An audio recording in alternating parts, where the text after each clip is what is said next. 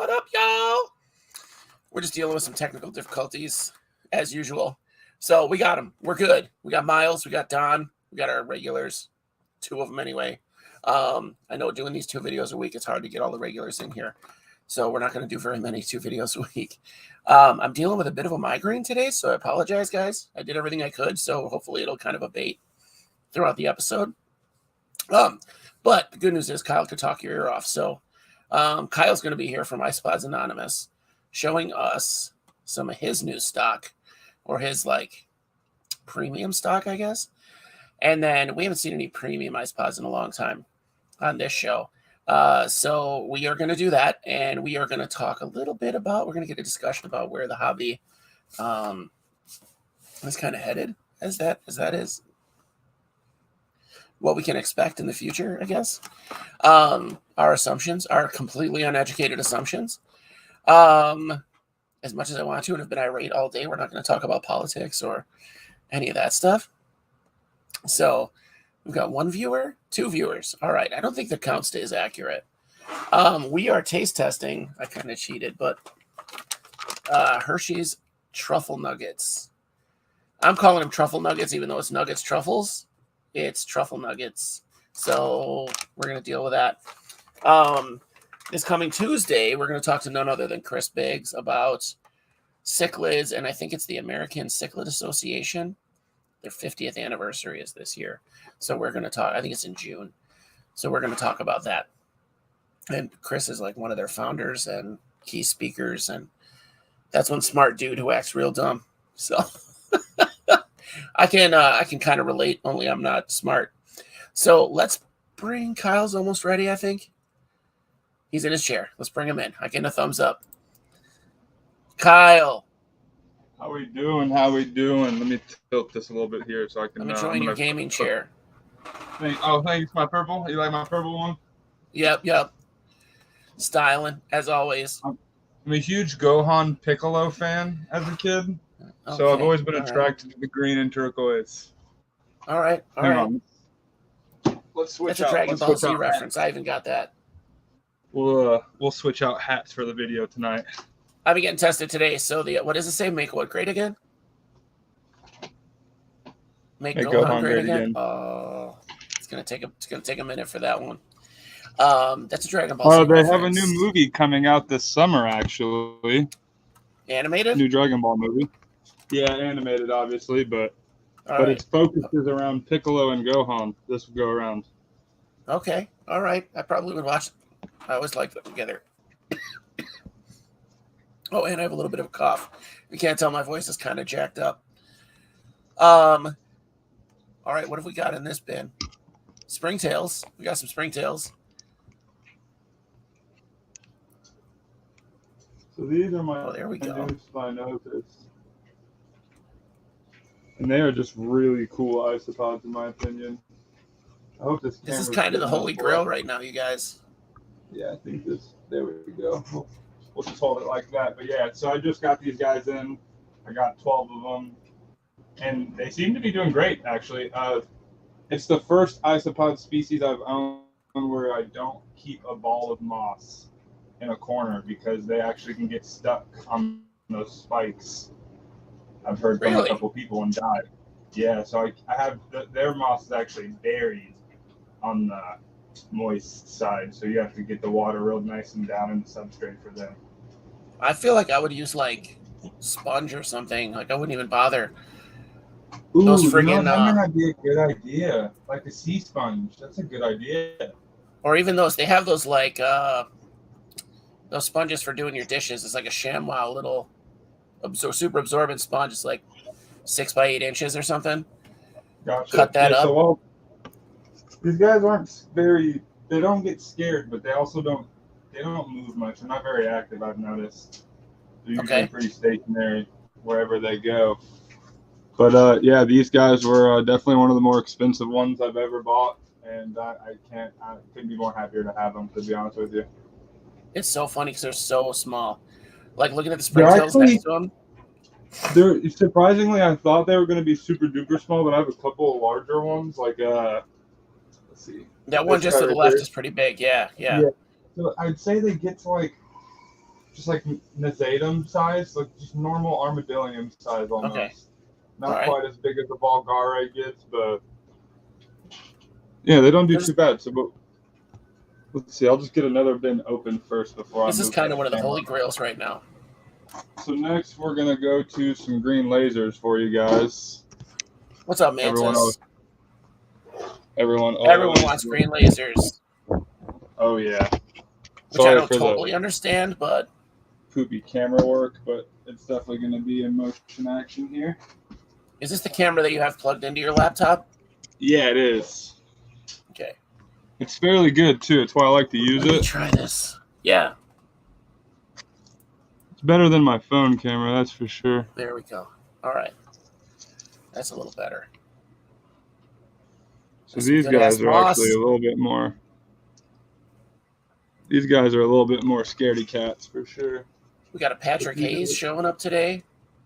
Infamous green lasers. I can kind of see where one was. Are you having a seizure right now? Oh, there's one. Yeah, I'm having they're fast, dude. These suckers, they do not like to be on camera, that's for sure. So funny. Yeah, that's another one you have to see in person. I've never been impressed by photos of those guys. I did see that one before he bounced. See the little baby next to the springtail right there in the center almost of the screen. There's a baby. No, right there, that springtail just moved. You can kind of see him doing a 360 right now. Okay, I got him. Yeah, so these guys actually do fairly well for me. They breed well. They're definitely more of a sensitive species, I've noticed. I don't mess with them. I don't mess with them very often. They seem to do much better when they're just left alone. That's so many isopods. I mean, yeah, so right crazy. Now that's one shelf, two shelves, three shelves, and they're all full. Yeah, I just bought a breeding. It's definitely a breeding facility, which we're getting back to. We're not going to do any more flipper episodes.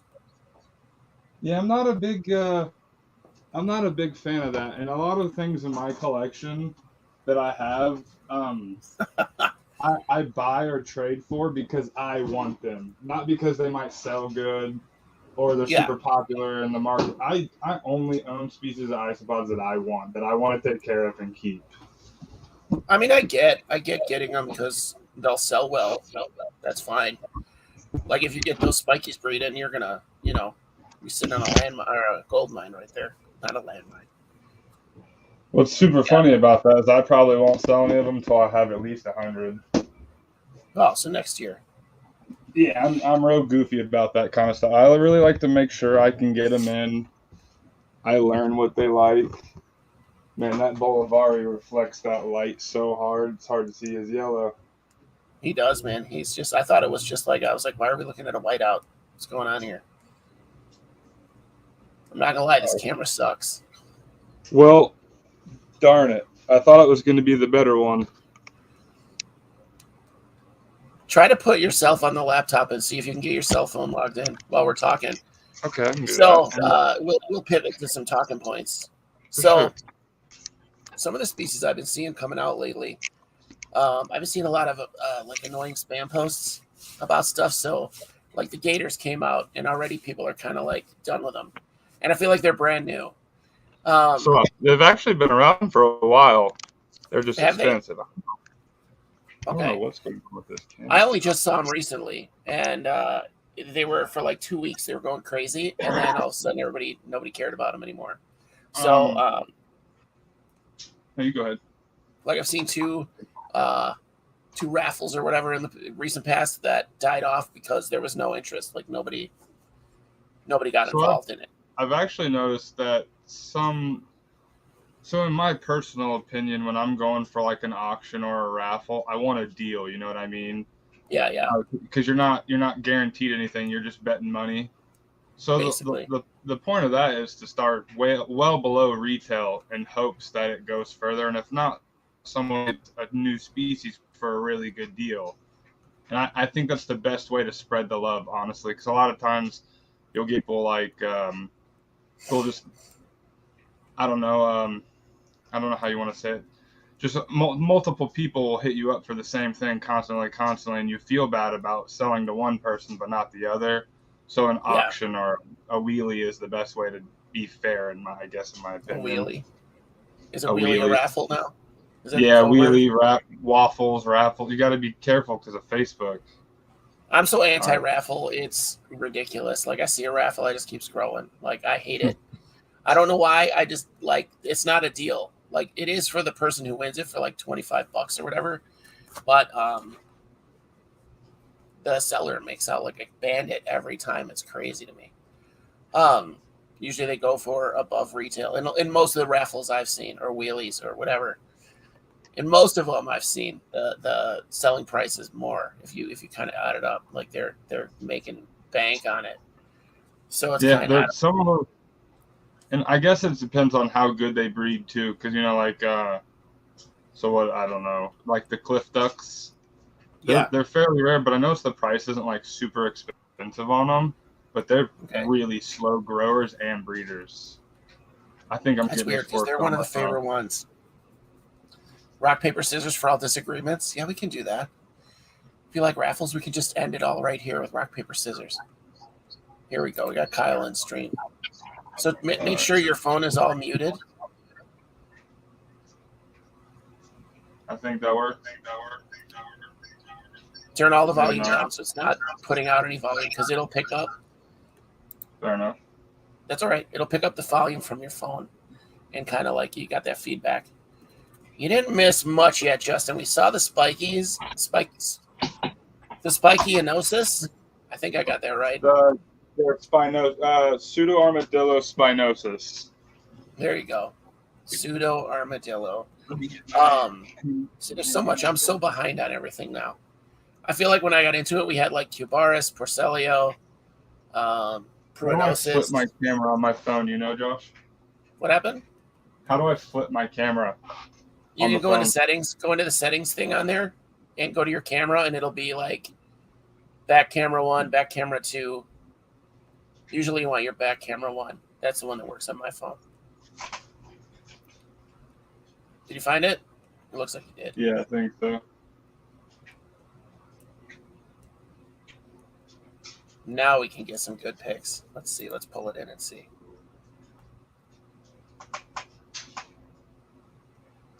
If it I don't ever know if I'm able to. focuses. I don't know if I'll be able to focus my front camera with the macro lens on. Oh, you got the macro on there? Yeah, I was gonna try it with the macro just because my camera's not Yeah. as good. That works. Actually, that's looking really good right there. You can just kind of put it in his face. That's super clear. Super clear. Almost. These Bolivari. All right, we're gonna go to a different species. Okay. Bolivari just reflect light too well. Let's look They definitely do. Let's look at some silverbacks. That's one of the ones I really want just for the, I love the way they look. Aesthetically, they're really, really cool. Bolivari. So it'll be Bolivari or Expansis will be my next. I do want some Expansis. I don't know if I want the orange or not. I mean, I know I want orange, but I think the like run of the mill Expansis is a jam. Is this flavored margaritas? These are the Porcelio Weirnai silverbacks. Oh man, I was so I close. really like the way the juveniles look. As you can see, that juvenile next to its parent, but it's got like Yeah, they it's always almost have got like stripes. orange or yellow. Yeah, they look really cool when they're in that juvenile state. That is cool. Man, if you could get some that were staying like that, that would be so awesome. It would be, yeah. Eventually, they get the whole just their black skirts with the silverback. I think that might be like a tactic to blend into the leaves as babies. Oh, maybe. I need to actually up these guys' leaf litter. If you have a bunch of leaf litter, I notice they're always at the top and going through it. Oh, good. Yeah, these are the. I'm constantly stirring it into the dirt, like so they make new soil. Okay. I'm just constantly stirring. When I add new leaf litter, I just stir it in, and then it's all loose, and they can get out of there if they have to or whatever. But I don't have these guys. These guys aren't really big burrowers, from what I understand. No, yeah, actually, I was trying to get the babies on camera, but they're really, really tiny. There's some Yeah, I babies have that are mostly, like, you know me, I have mostly armadillidiums, so they like to go down. Armadillidium and cubaris like to get tunneled. Um, I think it's wild all the morphs that are coming out now. These oh silverbacks yeah, are there's so a cool. lot. Is this a morph or is this a natural thing? I think this is a locality. Okay. I think it can pop up in your normal weird eye bins. Okay. But as far as I know, these are actually a locality that they found. I guess I could turn. It's hard to hold the Anybody camera. know if we're wrong? I'm surprised nobody's telling us we're wrong, so I'm going to assume that means we're right. I love that my audience is smarter than me. Okay, these Hershey truffle nuggets are the shit. You know more about ants than me, that's for sure. Well, and you'd be shocked how little I know about ants. Funny. You're too funny. I just reset up their tank because they were escaping again. So Oh, I man. had to That's figure out okay. where they were escaping. My wife says I'm not allowed to get any more bearded dragons for right now because somehow, and I couldn't tell you how, but my dubias love to escape. That's funny. I've never had that problem. Not ever with dubias. I hate it. It makes me so mad. I can't figure out how to solve it. I don't know how it's going, where they're coming from. These are my Porcelio Ornatus Witch's Brew. Okay. So these are like Porcelio magic potions.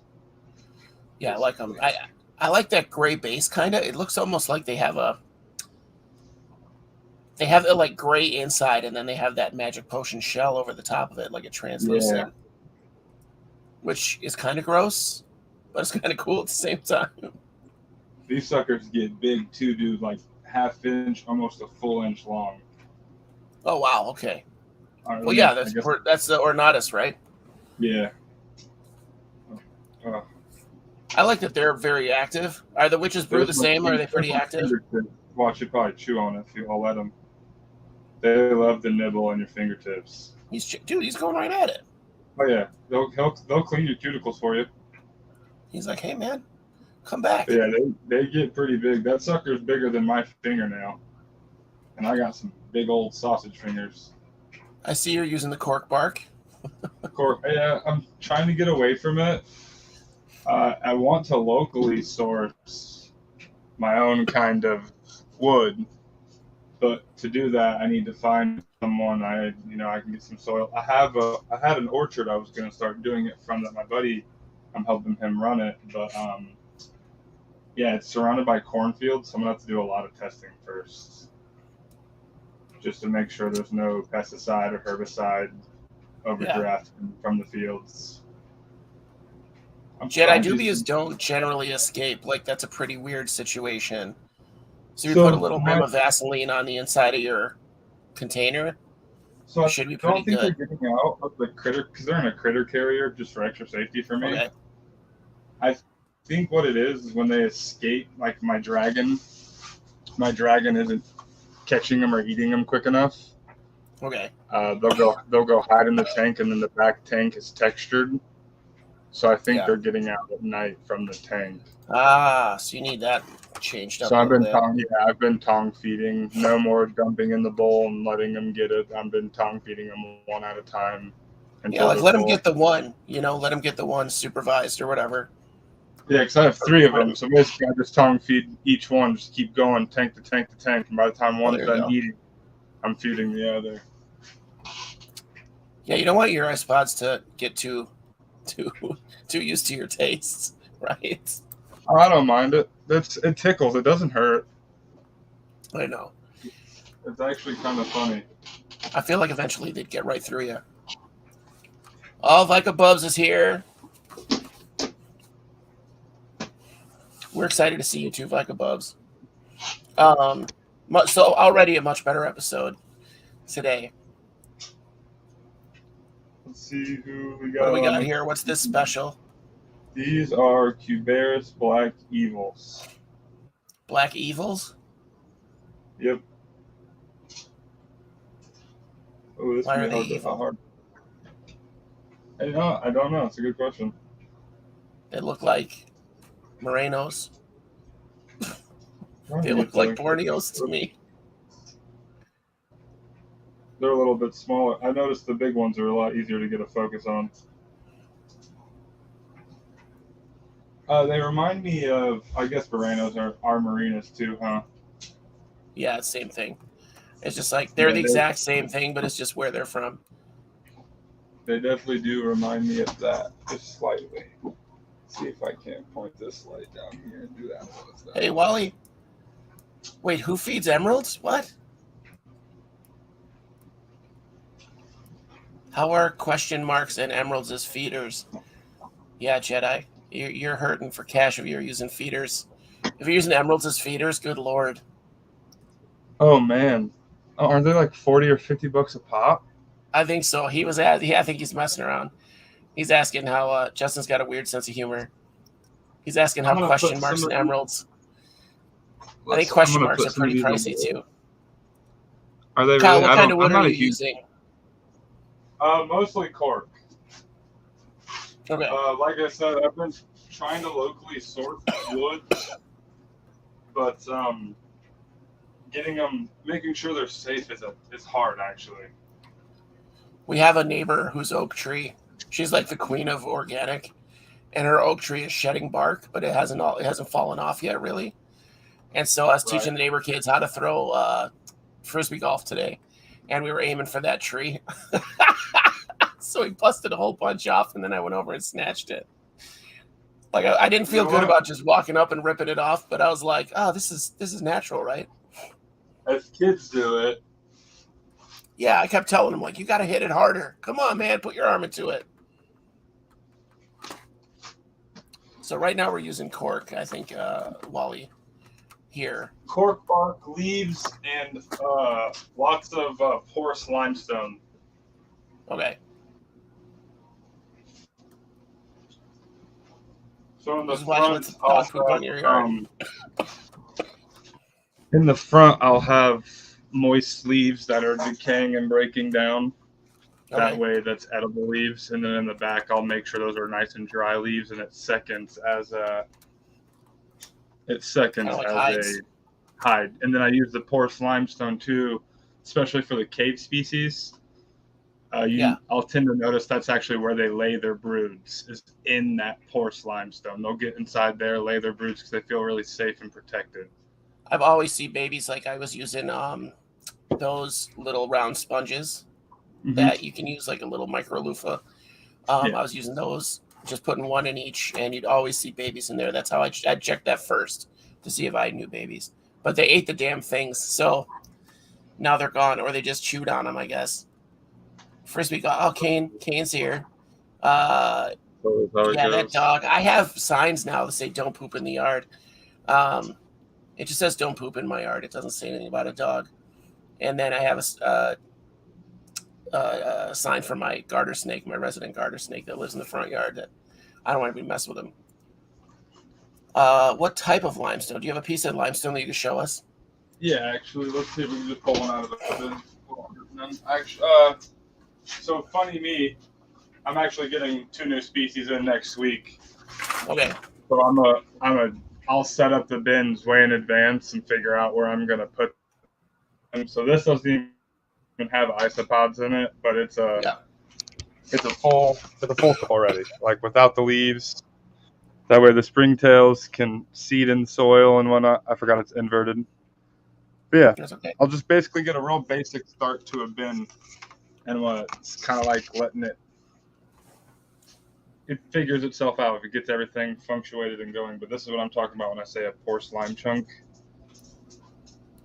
Get them from your pet store, but you see there's a bunch of holes, caverns, and caves. Yeah.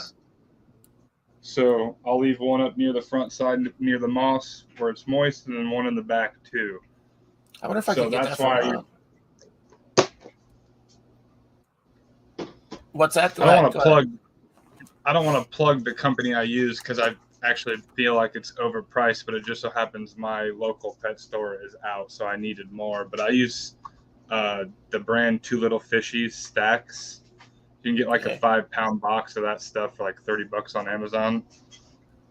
That So doesn't seem through too Amazon, bad. I feel like you'd get a save lot. a little bit of money through shipping because it's Prime. So I see why the price is a little more expensive, but yeah, it comes in huge chunks, and I just take a hammer and break it. So I have a bunch for individual bins. That 5-pound box gave me like 30 chunks.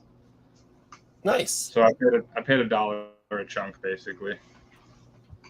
That seems a lot more reasonable when you break it down like that. Yeah, when you break it down like that, I could spread it out through about 30 bins, and that's almost 2 chunks per bin too. So I guess 60 chunks total. I bought a way too big of a bag of crushed coral for my Opeula tank that I set up, and so I spread some of that into each of my tanks for calcium too. So they've all got like 3 or 4 different things. What's that? If you can get like a rock grinder or a pulverizer, I buy oyster shell flour, so it comes real fine. Nice. And the isopods go crazy over it. They destroy it. Well, and I mean that's like Biggs' video. He was talking about like it's easier for them to use it. I forget the word he used, like soluble, or maybe it was soluble. Yeah, it's smaller, and when it hits that moist substrate, limestone is very absorbent, so it'll take on that water and just become super soft and edible a lot quicker. Oh, that's cool. So they're making like calcium bread. But yeah, basically you'll notice that if you spray it too, like while it's in the tank, it'll harden and create a rock. That's hilarious. Yeah, that's pretty hilarious. Funny. Bioavailability. I'm working on my 4th shelf too. I'm working on my 4th shelf, Josh. Dude, that's like where I pre-seed all my bins and stuff. I want to say you have a problem, but you're making it happen for yourself. So yeah, I'm trying. I'm hoping this time next year I'm actually in a facility. My dream eventually is to have a pet shop. Obviously not isopod focused, but just in general, a good quality pet shop that's not PetSmart or Petco or something. And then I want to produce everything in house. That way, you get a quality animal, and I'm taking care of it personally, so I don't have to worry about these sicknesses or.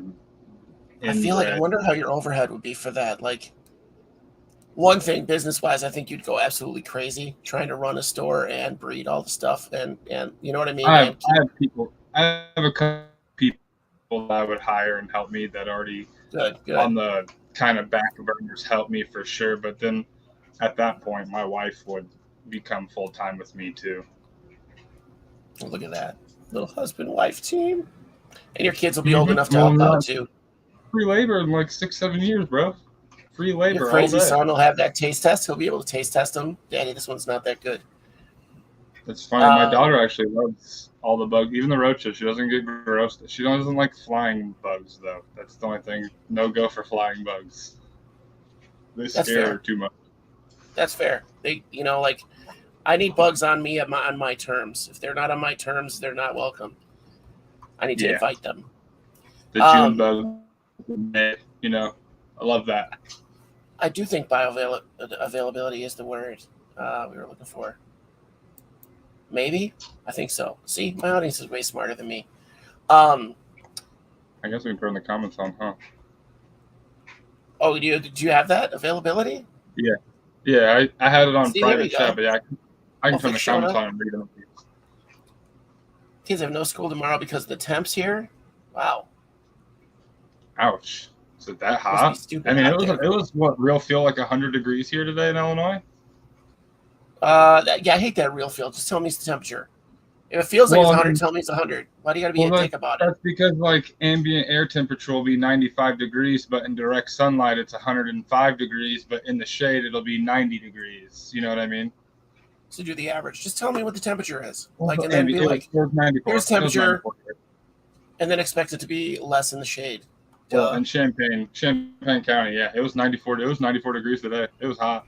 It was. We hit 98 yesterday, and I was doing all kinds of yard work until I was about to die. Like, yeah, you told me. You didn't get sunburns. Did you wear sunscreen? No, I stayed in the shade as much as I could. Um, So I've been doing yard work every day this week. So that part's been nice. Um, Finding all the isopods from my last year's release. I still have a weird amount of isopods in my neighborhood. Funny. Um, I actually have a piece of tin metal behind my house that I throw all like my scrap garbage underneath, vegetables, fruits, and okay, whatnot, for wood, bait. leaves, and a bunch of springtails and isopods. Other cool bugs too. I'm just letting it build up. It'll get really good in the next couple of years for sure. Dude, that's hilarious. That's for bait. That's what it is. I have a Yeah, thing of I bark in mean, my garden. I just have like a I mean, deadfall of bark in my it's a garden. huge. It's like a 6x6 piece of tin, so it shelters them from Oh the God, rain directly, that's too funny. and they Yeah, can't it eat did it. go straight into winter. It went from winter to summer this year. It was. I'm not a Well, we had fan. spring for what, a week. I swear we had spring for a week. Like 2 weeks ago was spring, and that was it. Now we're on hell's It's front supposed to porch. be coming back, so I'm gonna get out and try to collect some more stuff. It's supposed to be like after this weekend, like in the 70s again. So Oh yeah, next week it's supposed to be beautiful. Yeah, I'm getting Cubaris opals in shipped to me next week, and I won okay. some of those Cephirello dwarf ducks. So I don't So even know I'll what be the heck you're talking about. There's so many new crazy yeah. things out now. I don't even know what people are talking about, and I feel so The out of it. dwarf ducks are cool because I know you and your the whole ducky term, but they actually literally look like rubber ducks, but they're a dwarf species. Like they're super small and they don't get big. That's weird. See, that's weird. So ducks you see even less. Like, dude, who cares? Keep them in a petri dish. Keep I them in a little barely petri dish like they do with ants. They make little petri nests. There you go. There's the thing, and then you'll actually see them. once you get a good amount, they're mine are. I can go lift a piece of cork in mine right now, and there'll be at least 4 or 5 on it. I have about 50 or In the 60 in irregular mine. ducks. Yeah, but mine are actually throwing pink and blonde and dirty blonde really, really hard. And I saw a Huh. couple true albinos in there. So I'm See, fingers now crossed.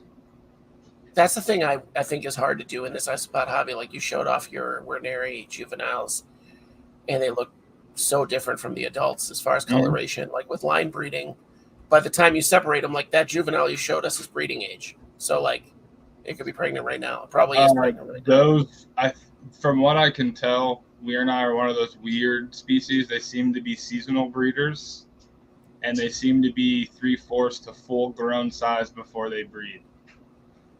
Okay, all right. So They you do have a don't- good idea what you're looking at. Yeah, that's why. See, that's one of those things that you said we don't want to do the whole isopod flipping thing. I really love to get the species in and breed them and figure out what they like because some people live in different states. So automatically, my room's environment is going to be different from someone who's living in Arizona right now or Florida. You know what I mean? Yeah. So care is going to be just a little bit tweaked for your environment. So I like to figure that out. And a lot of people have struggled breeding those suckers. And I'm on I think Gen 3 in there. Those juveniles are mine. They bred up from babies. And then there's fresh babies in there. They were eating a leaf. When I had the camera on them, I saw them in the little back corner eating a leaf. Nice. Nice. I love when they're just going to town on a leaf as a group. Yeah, that's Like, the we leaves got in the this. front. The leaves in the front get misted and wet, so they start to decay and break right. I always sanitize my leaves. I know it's can be taboo in this community, but I don't know where you guys live, but we get the nasty German cockroaches in our forests. Oh yeah. So you bring home a bunch of leaves and you don't do anything with that, you're going to have an infestation of cockroaches and ants in your house, and I don't want that. So I we feel like pre-heat that bake. Yeah, I know I talked about that in one episode where I think I talked about it with our German friend, one of them, Lars. I think it was Lars with this millipedes, or pillipedes, because we talked about sanitizing them too much, where you lose the nutritional value. But I think at that point, like you're supplementing your isopods too, so it's not that big a deal. Absolutely. But like obviously the leaves aren't as nutritious because some of the stuff is cooked out of it, but so are the roach eggs. So it's that thing. Like you want to give them leaves, but you don't want to get roaches. Well, So same thing when you feed them freeze-dried shrimp, krill, all that, they lose nutritional value in that process. There's going to be liquids that are removed that have good nutrients in them. So you need some Supreme Isopod chow is what you need. I have my That's my go-to right now. I've been working on my go-to. I call it my Isopod secret formula. Oh, all right. But it's a good. I got a big old gallon jar up there. I've been playing with it still. I haven't really been selling it. I've been giving it out for free and letting people test it when they make orders. But it's a good mix. I'm trying to get a good mix of protein and vegetable in there, so that way it can be like a good supplement. Right now, my substrate is the main diet for everybody. I worked really hard on formulating that to make sure that the leaves aren't even technically necessary for me. They'll eat the substrate for 6 months to a year before they probably even really want the leaves, just because all the good stuff in the substrate for them. On top of that, I like the free protein, so a fish head here or some krill or plankton in there. You got to test that out. So really, leaves don't get touched. Don't you have some? I gave you some, didn't I? Hey man, it's your soil. Test it out so you see if they can live on it for 6 months. My dairy cows did 4.5 months on it.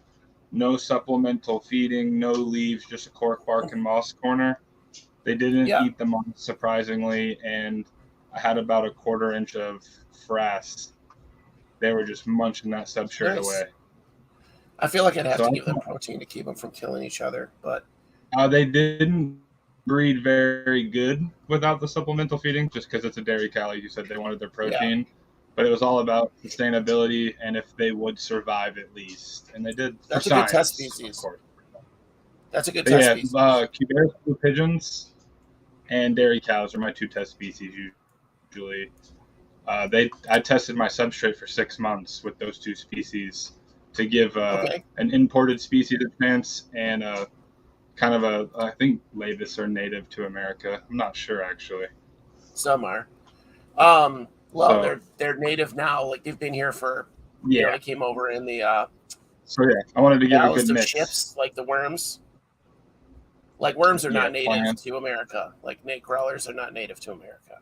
Wait, aren't they Canadian? Aren't they Canadian night crawlers? Isn't that why they call them that? No, I think they all came over from Europe in the ballast of ships. So, because they would fill the bottom of the boats with dirt, and then they'd get over here and they'd kind of switch it out, or it would come out while they were here. I don't really know the whole thing, but they would just fill the bottom of the boat with dirt so it would stay upright, so it had weight. Yeah. Oh, and so okay. That's how we got worms. That's how we got worms. More than that. Thank you. So your soil, Romeo McFlourish. That's a shout out. If anybody gets that, let me know if anybody gets that joke.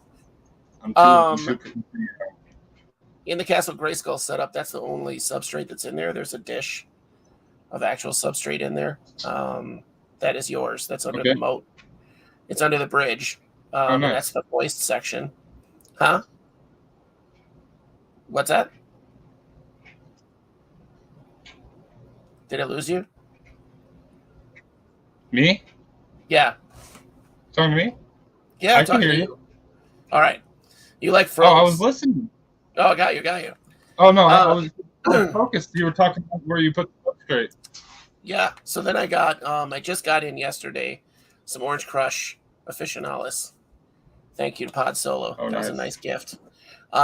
He just gifted them out. And because I've been wanting them forever, but, anyone watch the show knows I am broke. So I put your substrate in there, and, it was yesterday. I don't have anything to report. They've got 500 babies already. No. They're like half grown. I'm fixing my lights real fast. Oh, yeah, Vic, your animals have got to be dying out there. Oh, I got the bearded dragons covered. That way they don't wake up. They're grumpy gills. They go to bed at 7 p.m. sharp. Too funny. They've got a bedtime. Yeah, I got the lights on timer, so I don't have to worry about it, man. Makes life so much easier. That's perfect. I the will the say, life what do they you think is life the next big thing? What do you think is the next big thing for the hobby? for isopods. I mean, we can't foresee any weird Hmm. morphs coming out of the woodwork, but what do you Actual think? like hobby and wise, I think obviously more of us need to get together and actually start documenting stuff and getting it into the right hands. That way, there's proper genus and names and Yeah, environmental likes and dislikes that are in set in stone, that are in a book. You know what I mean, or on an article for someone to read. That, and I think obviously the bioactive community. I know it's taboo for some species of animals and such, but I think if done correctly, all animals and reptiles deserve some form of bioactive setup. That way they're living just oh as yeah, natural as possible. And, they have that extra supplements. What if you're lazy and you don't feed your animal for a day? At least you know they have isopods and plants in there they can munch on and eat if they're absolutely starving. You know what I mean? Stuff like yeah, that. And it just has to be more comfortable. If you think about living your whole life on tile or paper towels or on plastic, it has to be uncomfortable. yeah. I feel like there's a that So middle I think ground. that's the biggest thing. Yeah, like I get now that I Done. That's talk why I to said Wally. done right. There's definitely you Yeah, need to do your research. You need to figure out. I kind of get both sides. I Definitely have think to you can figure make them everything out and comfortable. do everything right. But I think Right, right. But like, there's that difference of like you're saying, like the bioactive setup between or the like lab setup or science class setup. Um, I think right, bioactivity is right, a right. huge thing. I did see somebody try to set up hedgehogs in a bioactive enclosure, and that was funny. So they kept trying to put in all these hiding That'd be spots for cool. isopods, and all they wound up with was like obese hedgehogs because they just decimated the Oh isopods yeah. immediately. They probably dug. Oh yeah, they were flipping over Yeah, everything as soon as they heard them or smelled them. every I night. bet they were tubby little suckers.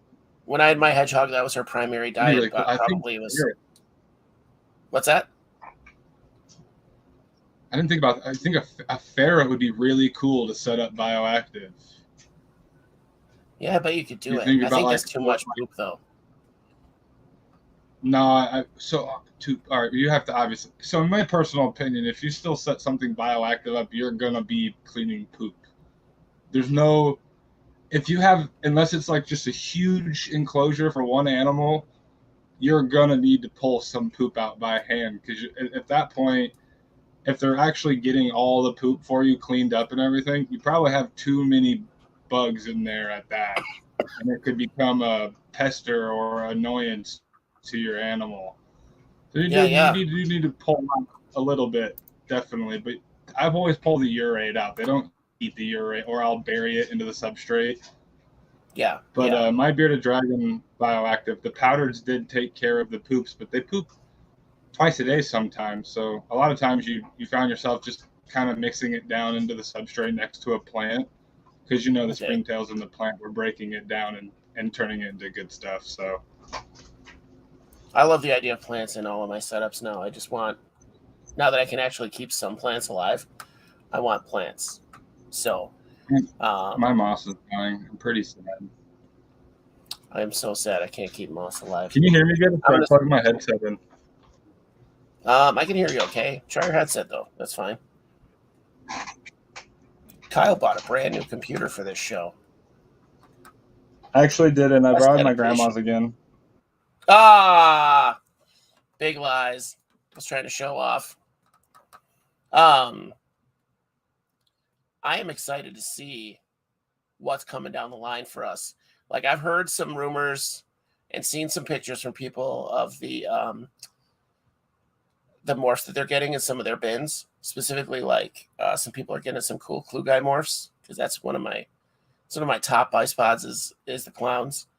Um, but at that point, like some of the morphs like that, like they're not clowns anymore.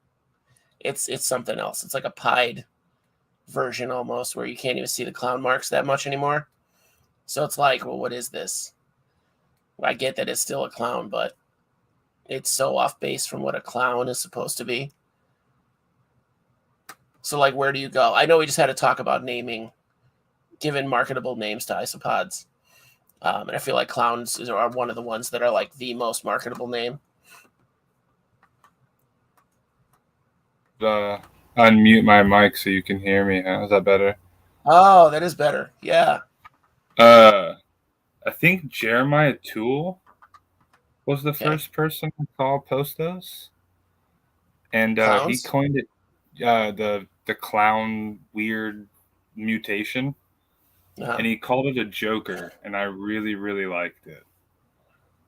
I can see that. A clown to a joker. I got you. The ones I saw, I don't know which ones you're talking about. I'm going to check out Jeremiah Toole and see.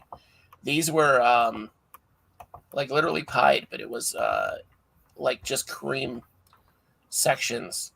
So it had like, I don't know, it looked like a clown that got like bird poop on it, but it was like splattered with these cream sections. Oh, that's pretty cool. Yeah, I thought it was really cool. Doug Manis is here. I don't have any cool morphs yet popping up. Other than my ducks, I did see 2 or 3 completely white, white eyes, all white, and they were juvenile size. So I know they're not like fresh mankai or anything. But yeah, so I'm hoping that'd be pretty cool because I haven't seen anyone with ducks like that yet. But I tried to get a picture. Sorry, guys, this cough is killing me. I either just heard gunshots or fireworks outside. I'm not sure which. I mean, in your neighborhood, it could be both. Well, actually, this is well, if it's gunshots, it's country bumpkins out shooting at night for no reason right now. I didn't mean it was like a gunfight, but I got you. They're target shooting old stuff. I mean, well, 6 years ago, it would have been gunshots or fireworks for sure. It would have been that game all night. Unbelievable.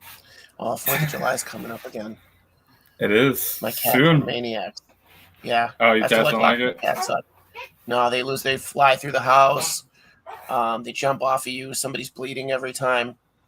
Oh, man. That's terrible. See, albinos. I want to see albinos from just about every species, but I haven't seen but a few. Like legit albinos. Red Edge. I think Red Edge have some true albinos that I've seen where they're all white with the red eyes. But I don't even know if that's considered albinism anymore. There's a bunch of different terms that I'm not very familiar with where they're classifying the different all whites different ways. Okay. Is that like a less melanin or something? Like leucistic and stuff like that. I'm not very familiar with it. Around a lot. Yeah. I didn't know that leucistic was a thing. Yeah. Or like the T albino plus or negative. Like I need to actually learn about that more because I'm not 100% on all that stuff. So, but yeah, there's different forms of it now. So I need to. Oh yeah, Wally knows about it. Wally will know. Red eyes on the whites. Yeah, that's what I said. I have a couple red edges that are white with red eyes. They look really cool. So invertebrate albinos have red eyes too? I thought that was because you could see the blood vessels or whatever. I have no idea. Maybe that's well, I mean, who knows the science on that? Is that a morph with the red eyes, or is that like an albinism thing with isopods? We'll say if a person has albinism and red eyes, is that really because you can see the blood vessels behind their eyes? It's because there's no color, so you're just seeing the blood vessels in the iris. There's no iris. So, yeah, there's no iris color. Right. Okay, so, and then there's like even their pupil has no black to it, basically, like it's clear. So oh, that's weird. You see, my nephew has partial albinism, so okay. I went to school with a guy actually who I was really good friends with him for a while until I moved. Okay, we got it from Wally. I knew we'd have somebody that knew. T negative is true albino. T positive is reduced coloration. Okay. I have T positive. Thank you, Wally. Wally knows. That's the only one I've seen T negative and T positive for, though, is just Armadillidium vulgare. On vulgaris, yeah. It's the only time I've ever seen it, too. That's all I've seen. I But- haven't seen any other like So, albino listed isopods, but again, I don't look around as much anymore. so I think technically, but because they've named them funky things, but I think technically it's popping up in little seas too in marina bins, because you have Okay. little seas turning into papayas and then papayas turning into glaciers. Glaciers. So I would assume that's probably, yeah, it's complete white, all white, wide eyes. I have a That's couple in kinda my cool. bed too right now. That's kind of cool. They are pretty cool. They do look pretty cool. Wally, thank you for being our expert opinion. Our expert opinion guy. Genetic mutation guy. Yes. Knows way more than us, clearly. I think I got my albinos from Wally. I don't know for sure if that's the case. It was Wally or it was Rachel. Cuberas. I hate myself, but I think Cuberas are probably my favorite genus. I'm bad about it. Cuberas? Yeah. I don't think there's anything to hate for that. I think you're half right. I'm going to guess half the ones you are being called Cuberas now are not Cuberas. So it's going to be Actually, so I took it upon myself. So like shiny gators, I don't have them labeled as Cuberas. They're obviously not Cuberas. So I've been researching on them. But then like who else? Like red tigers or silver ghosts series. They're all now Nesodillo. So I actually have those relabeled on my bins too as Nesodillo. I try to stay up to date with the correct terms, so that way I'm not selling false information, I guess. I sold. I did my first few sales this week, actual sales, and Grady Robinson. You guys, everybody knows Grady. So I sent him Punta Canas and Parasay and something else. I don't know how I can't remember 3 species, but he was like, "Which one's the Parasay?" And I was like, "Okay, the Punta Canas are the ones that all look different. There's not going to be 2 in there that look the same." And he's like, "Oh, okay." So the Parasay are the ones that look like Cubaris. I was like, "Kinda." They kind of have that look to them. They do. They absolutely do. They have that like more flat. I don't know. They're weird. Out. Yeah, they're more than that. Like more than Cubaris, because Cubaris are like little school buses. I think they're little cute school buses. They're just like, whereas Armadillidium are more domed, right? But then you've got like the Parasay. I don't even know how they're Armadillidium. Honestly, I don't know because they flatten, and then when they roll, they're not a ball. They're like this weird like. Yeah, because their lips and their butt are so wide. So when they close, well, they match, but then they've got that flare. Yeah, it looks like there's this like ridge around the ball. Yeah. Yes, it's like a clam. Yes. Yes. Yeah, I know exactly what you're talking about. Ching showed up. I have a few. Oh my god. I actually have a few different color morphs popping up in my Parasay, Paracay, however you pronounce it. But I have like the typical diversity. Yeah, now I'm some really light gray and some popping up. Yeah, I think they have so much diversity. I was getting really excited. I'm like, oh, I got white ones. And it's like, everybody has white ones. Like, they just show up. They're just randomly. I'll have a couple. You'll get them where they're like silver. Because mine go from like pretty dark, like steel, to like that aluminum looking. Okay.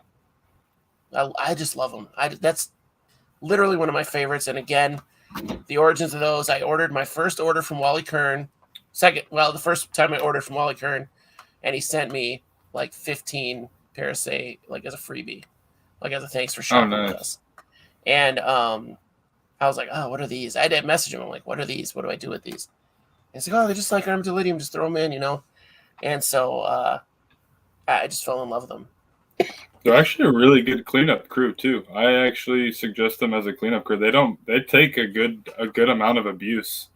They'll accept a wide range of environments. So if they get too hot or they get too hot, too dry, they'll just bury themselves to moist substrate. Or if it's a decently moist environment, they're out. They're one of the most active armadilliums I have, in my opinion. And they get so big. Well, I put them in fairly big. Mine did not get that big. I've got a few that got big. Mine get huge. Like Gestroid size almost. No, you got something else. You got they're parasites. I got them from Scott Isopod Freak. You got some southern parasite. I don't know what you got, but I got pygmies. They get huge. Have you? I get how long have you pygmies. had them? Since I had isopods, basically. Like, and you don't have any. I bought and in charge. No, I've got hundreds and hundreds in 2 bins, and I have them split into 2 bins. Not on purpose. They split themselves into the second bin and took it over. They split themselves into my Panda King bin, and then they took it over. They bred faster than Panda Kings, but they're all pretty small. I don't have any big ones. They're mine. I have my solid like first 20 I got are huge. Mine get about as big as a big rubber duck. Like when the rubber ducks are like 5 days from dead. Like when they get that size. Okay. That's big. That's big, dude. That's a big isopod. Rubber ducks get, but they're flat. Like they're not domed. You know what I mean? They're not domed. Yeah, rubber ducks get surprisingly large. Yeah. I was surprised. Kyle has a 757. Dude, I swear, mine are huge. Yeah, my parasite get pretty big. My original 20, at least, I've had them for they're probably 1.5 years, almost 2 years old now. We had Green Jedi said we give everything a Latin name. We had the illustrious Russ Wilson on the show back when it was a we, and we asked him, and he said it was, I think he said it was Parache. I've always said Parache. Did he say Parache? I've always said that, at least, because that's how it reads. I'm gonna have to go back and watch that video because he had a different pronunciation because he's known for his Latin. Yeah, read, in my opinion, with the double C, it would be Parache, right? That's what I thought, but I'm not Latin, so I don't know. But you got cappuccino or whatever, you know what I mean? Like a lot of the Italian, the double C is a ch, so I was confused. You got me there. Double C is the ch. Yeah, so you did. Parache? You got me there. Okay, it could be Parache. I say parasite now because I just want to be difficult. I have to do everything my way. Me and Kermit, very proud of this shirt. I'm wearing my own. Oh wow, I'm wearing my own t-shirts. I heard I have one on the way. I got one. Yeah, I got one. I'll wear it on the show at some point. I got a double XL for you. I get mad because you guys put the big logo on the back, and I want to wear it on the show, but it's this little like tit cover that you can't see it. My next set, I'm going black pocket tees with the white logo, so maybe it'll pop a. And maybe you do want one of those too. No, I won't wear a pocket tee. What? You're a dad. No, you don't wear pocket tees. Dog, cargo pants. Cargo pants. I got enough pockets in my life.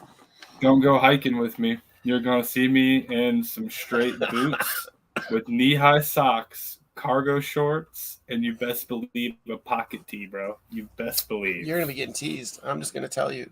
We're gonna roll. Tease me. We're gonna duke it out because I get people mad. If anyone knows how to pronounce names, it is Russ Wilson. Oh, you're actually a lot taller than I expected. When I met you in person, I was like, oh, "You're a lot taller than I expected." Like everyone says that. You made me. I'm 6'2". I'm 6'2", and you made me feel short. That's at my family's get-togethers. Like my wife's family is all taller than me, all the men. So I have to my neck hurts after I'm at their house because I'm looking up at everybody all day. Wow. Like it's not that much. It's like you said, 2 inches, but it's like when you're just looking down. Yeah, when we're doing this all the time to talk to people. It's like, oh, my neck, man, I got to go lay down or something. That's super funny you said. Yeah, so I'm the tallest one in my family. The only one taller than me is my grandpa, but he's so hunched over now. I'm taller than him. Blast Cat. Do you know who this dude is? I've never seen this person before. Never heard Blast Cat.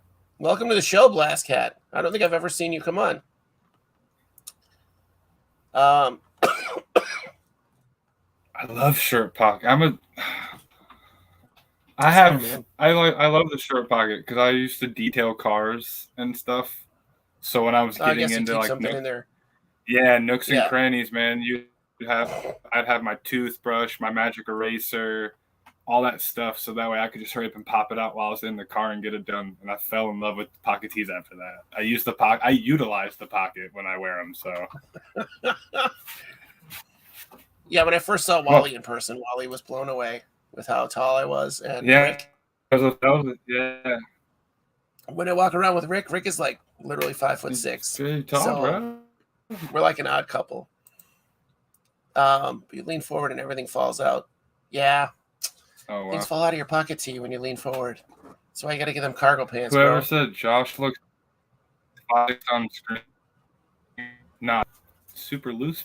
It's a super loose pocket. Right? My pockets. I get the color comfort. I like color comfort a lot. I used to work for a screen printing company, so I'm a little bougie with my t-shirt brands. I don't like Gildan. Gildan's horrible. Even though Gildan owns Color Comfort, it's still a higher thread count, so they're softer and they feel a lot better. I'm a little crazy about my t-shirts too, because I want them to be super cozy. I don't need any of that funky. I want to be made out of 100% isopod shells. So. Oh, that's itchy. That's gonna be beautiful. Itchy. But I like these because when you wash them, they don't shrink. So like an XL, when you wash an XL, it doesn't lose size. It stays XL. Okay. I'm saving all my isopod molds that I find. What are you gonna make chainmail? Are you gonna make chainmail? Stinking isopod chainmail armor? I'll make an oatmeal out of it and then eat it on the show. God, that'd be so bad. It'd be crunchy. It'd be the crunchiest oatmeal you ever ate. I think it would basically rot, wouldn't it? It wouldn't just sit there. It'd be like a I don't know. At that point, I don't think it would ever get. The edges would get soft, but the center's gonna stay crunchy. I'm glad I haven't actually done that because I'm sure somebody could talk me into doing that. Now I have to try. Now I have to try and look in my bins and be like, oh, let me save that. Miles is sad from having to hear those words. Well, now anytime you eat like shrimp ramen noodles, that's exactly what I'm gonna think about. Is you eating isopod sprinkle those? You sprinkle those on shrimp ramen? You're horrible. You're horrible. Crunchy and shrimpy. Well, Heather's trying to get me to eat like an isopod on the show, like a dairy cow. And I'm like, I can't do that. I'm like, those days are gone. When I eat live bugs, that I don't do that anymore. How many subscribers does the YouTube page have? 230. It was 230 when we logged on. All right. Yeah, well, I was nervous we were going to lose some. Tell you what, if we can get this YouTube page subscribed to 5,000 people, I will eat a live isopod with you. 5,000. I'll eat one with you too. I'll eat one at 5,000 people. At 5,000 viewers. 5,000 people. PETA. Well, that's not even that many. You know what I mean? That could be dangerously easily gettable too. So that's what's kind of scary. I think about the YouTubers that have millions and millions of subscribers. We're only asking for 5,000. So I don't know, man. I just have the best audience. Like Russ talks about the crappy comments he gets sometimes from people, and I'm like, what?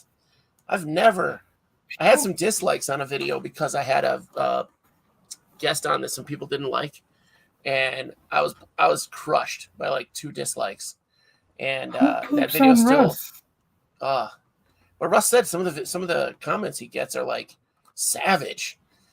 I'm like, you're Russ Wilson. What do they have to be savage about? Yeah, those people are monsters. I could literally fall asleep to his voice. It serenades me.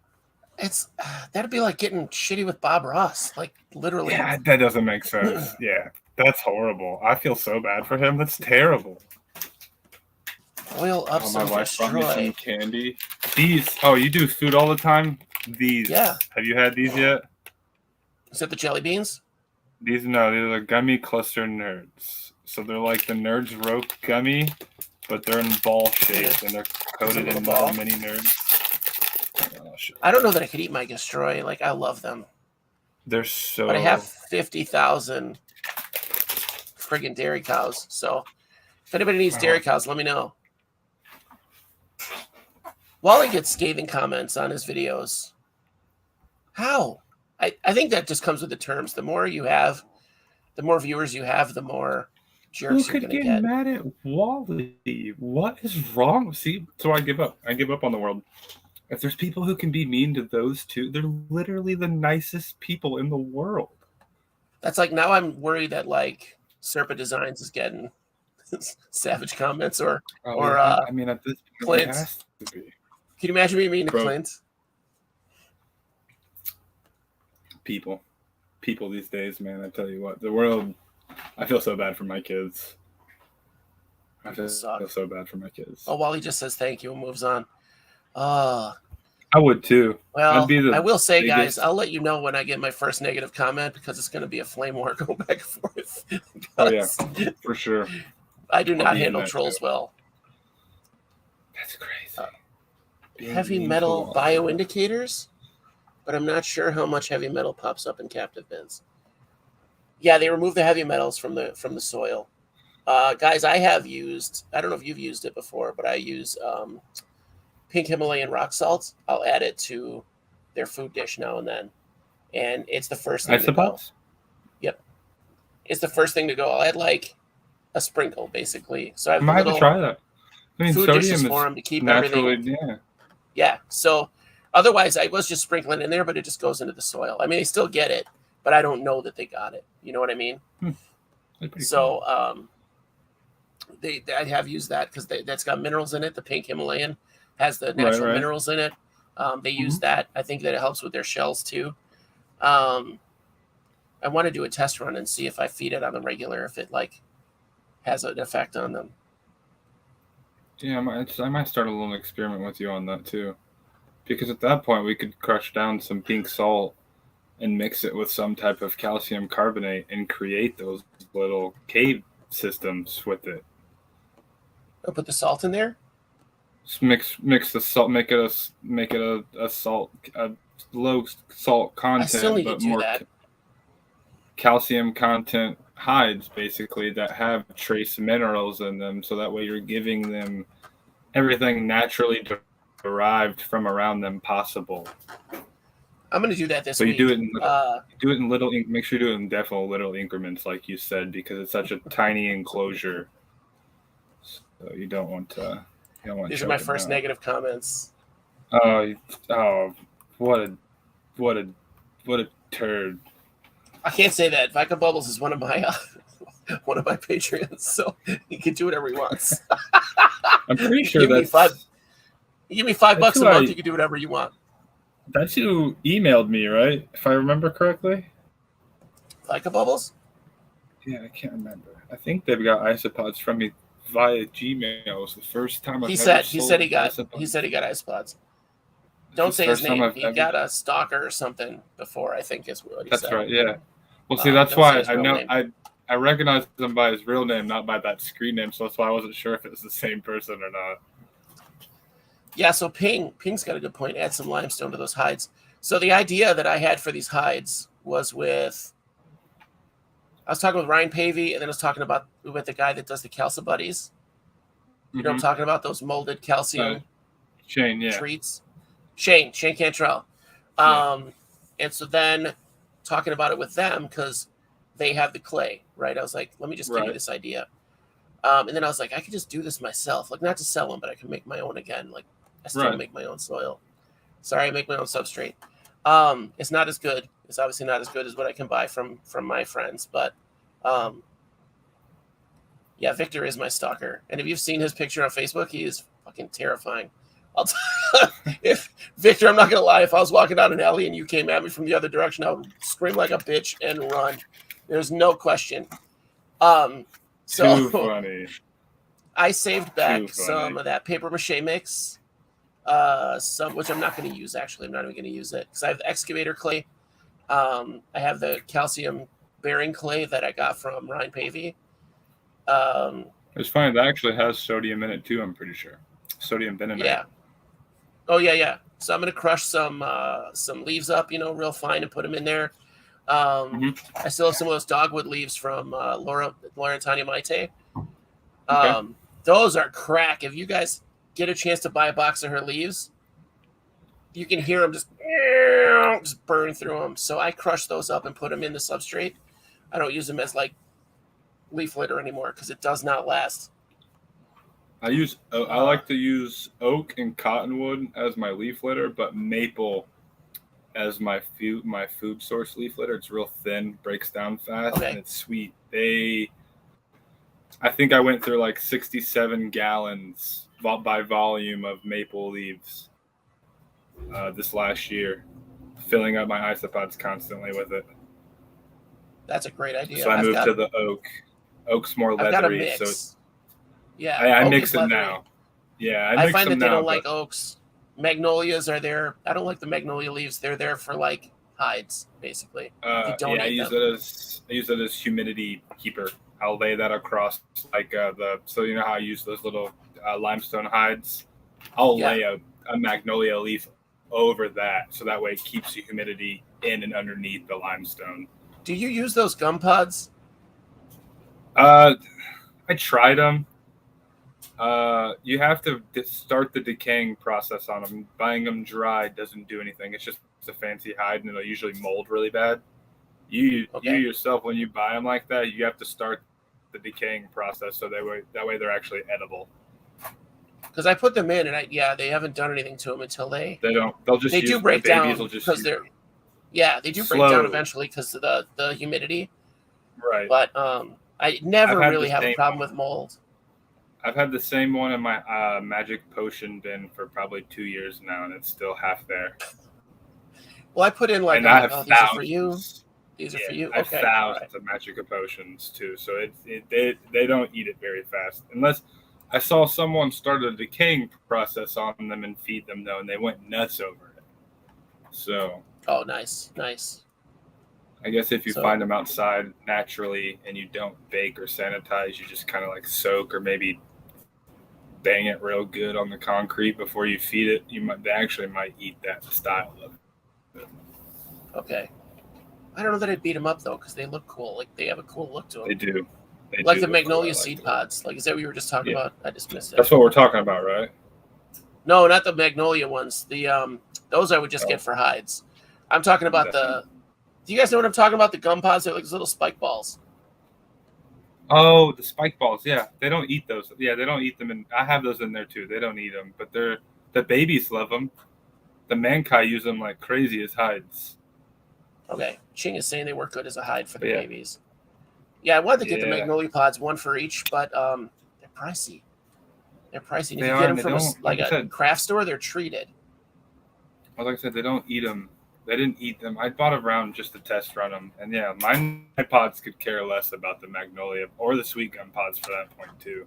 Sweet gum leaves though, they love the leaves.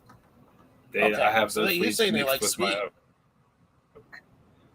Yeah, that's why the maple leaves, that's what I said. Maple leaves get demolished in my bin. Silver, red, gone. They eat it so fast. Throw some in, Jedi. Let us know what you thought. Let us know in Isobuddies what you thought of it. We should do a test run on these things and get back to each other. Well, that's what I was telling you. Ching, go ahead. I was telling you with your sodium idea, we could do that with some type of calcium carbonate. We could mix them in together and test those. Oh, yeah, I was talking about my recipe for these hides. Yeah, adding sodium into their natural diet at a consistent basis mixed in with that calcium supplement of some sort. We could test that. We need to do that. We get together and test that and see how it goes. Make little nuggets. Little nuggets. Little nuggets and see if they get through them. Now, the hides, I don't want to put the sodium in there because I don't want to get destroyed, but it's going to be those clays, excavator clay, calcium clay, the leaves for structure, shredded leaves for structure and texture. That's going to get eaten, just let you know. I mean, they're going to get eaten. I'm thinking of them like those chewable hides you have for like a hamster. Yeah. Mm-hmm. I'm not going to use the fancy especially destroyed. Oh, yeah. So, go ahead. Keep talking. Then my pro tip is I'm just going to use a muffin pan for the mold. Ooh, okay. Just press it in there and let it dry, and then it's Teflon. It just pop right out. So that's what I'm going to do. And then you can put it as deep as you want. You don't have to fill the damn thing. You can make it like that high and then press it. You know what I mean? Yeah, that's not about. Yeah, I failed with the excavator clay the first time around. It's a lot more grainy than rind. Than Ryan stuff. But this shout out to Ryan. This is a plug for him. This cup was all the way to the brim with clay, and you can see Okay. how much they've eaten. They destroy that clay. Like I said, it was all the way to the brim, Unbelievable. and All right. they have just and then you can see the rivets. They have Excuse me. completed. They make rivet everything in it. So, That's awesome. But yeah, shout out to Ryan. They do like his clay. I do give them that. They love his clay. I'm like all puffy-eyed now. I swear, guys, I'm not doing any illicit stuff, and it's not COVID. We took our home test today. My wife and I both have a cough, but we're wearing masks in public. Going around. I think that might be it because I just feel like crap. My wife tested black positive walnut for influenza B. From what I understand, Vic, black walnut has like a natural insecticide to it, or something that deters insects. And it's super high in lignin. What does that mean? Nut Break tree. down? Yeah, it doesn't break down very fast. Nut leaves are super high and leathery. Ryan Pavey, Wally. Ryan Pavey, the kid that we had on that did the young man. Springtails US. That does the Springtails. Springtails US. Yes, that's it. He's an Isobuddies. You can reach out to him. He's got a lot of good stuff. He's been doing stuff like sending his photos in for like journals, scientific journals. Yeah, super cool. He actually inspired me to do that with these isopods. So for the shiny gators I just got in, I actually just sent good enough pictures to see if I can get these reclassified, not Cubaris. Nice. Because I don't nice. Cubaris. See, I need to learn where to send that stuff. I feel like I would badger that person. Naturalist is a good place. It's a community where you can post things and you'll get a community intake on it. So multiple opinions, and people will argue on certain opinions. And then there's another, I forget his name. There's a guy that actually, there's a carcinologist at the U of I here in Champaign. Okay. He's an entomologist, carcinologist. He does everything, springtails, isopods, all that good stuff.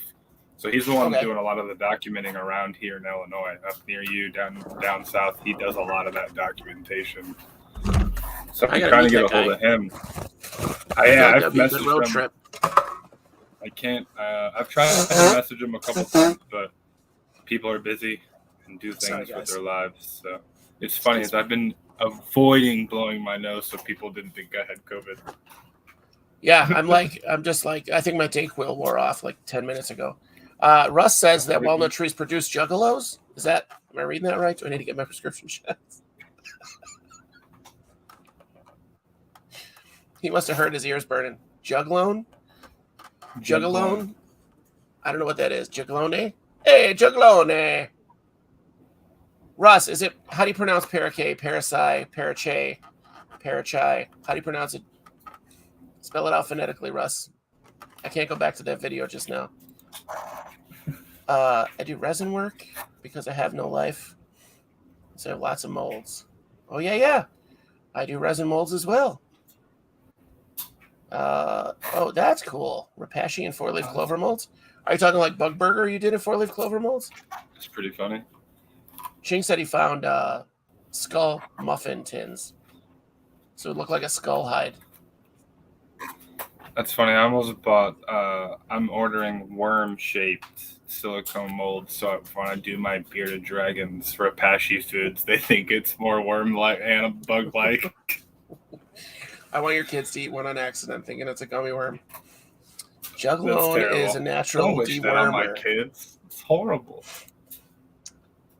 All kids have to do stuff like that. I would wish it on my kid, but I don't have lizards. My kid tries to pull my lizards out. It's terrible. Juglone is a natural dewormer. I saw that. Yeah, I'm reading. I'm blind, so I have to squint to read. My nose blow was loud. That was a quiet one. I kept that down for you guys. It sounds like goose mating season in my house when my wife and I have colds. It's like wah, wah.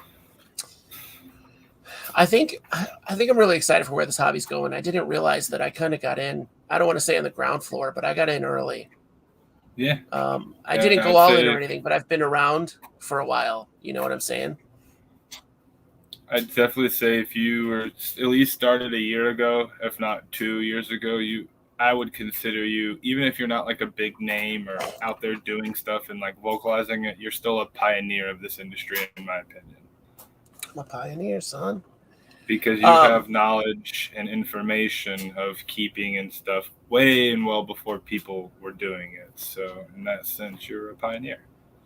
I feel my gift is that I can direct you to the right person for your questions. Absolutely. That's always helpful too. Somebody compared me to Russ and Wally a couple weeks ago, and I almost cried. I'm sad you weren't here to see it. Aww. And Wally nor Russ were here either. I'm gonna have to I should have kept a screenshot of that, but it was really nice to get the Parakai.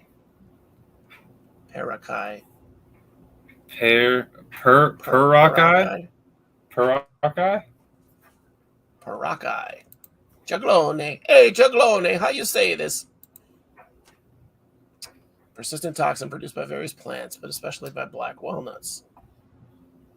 It can harm plants, insects, and humans. Don't mess with the juggalos. That's always fun. Wait, what's genius? What's a black walnut look like? I want to know what a black walnut leaf looks like now. No, Wally, in quality of program.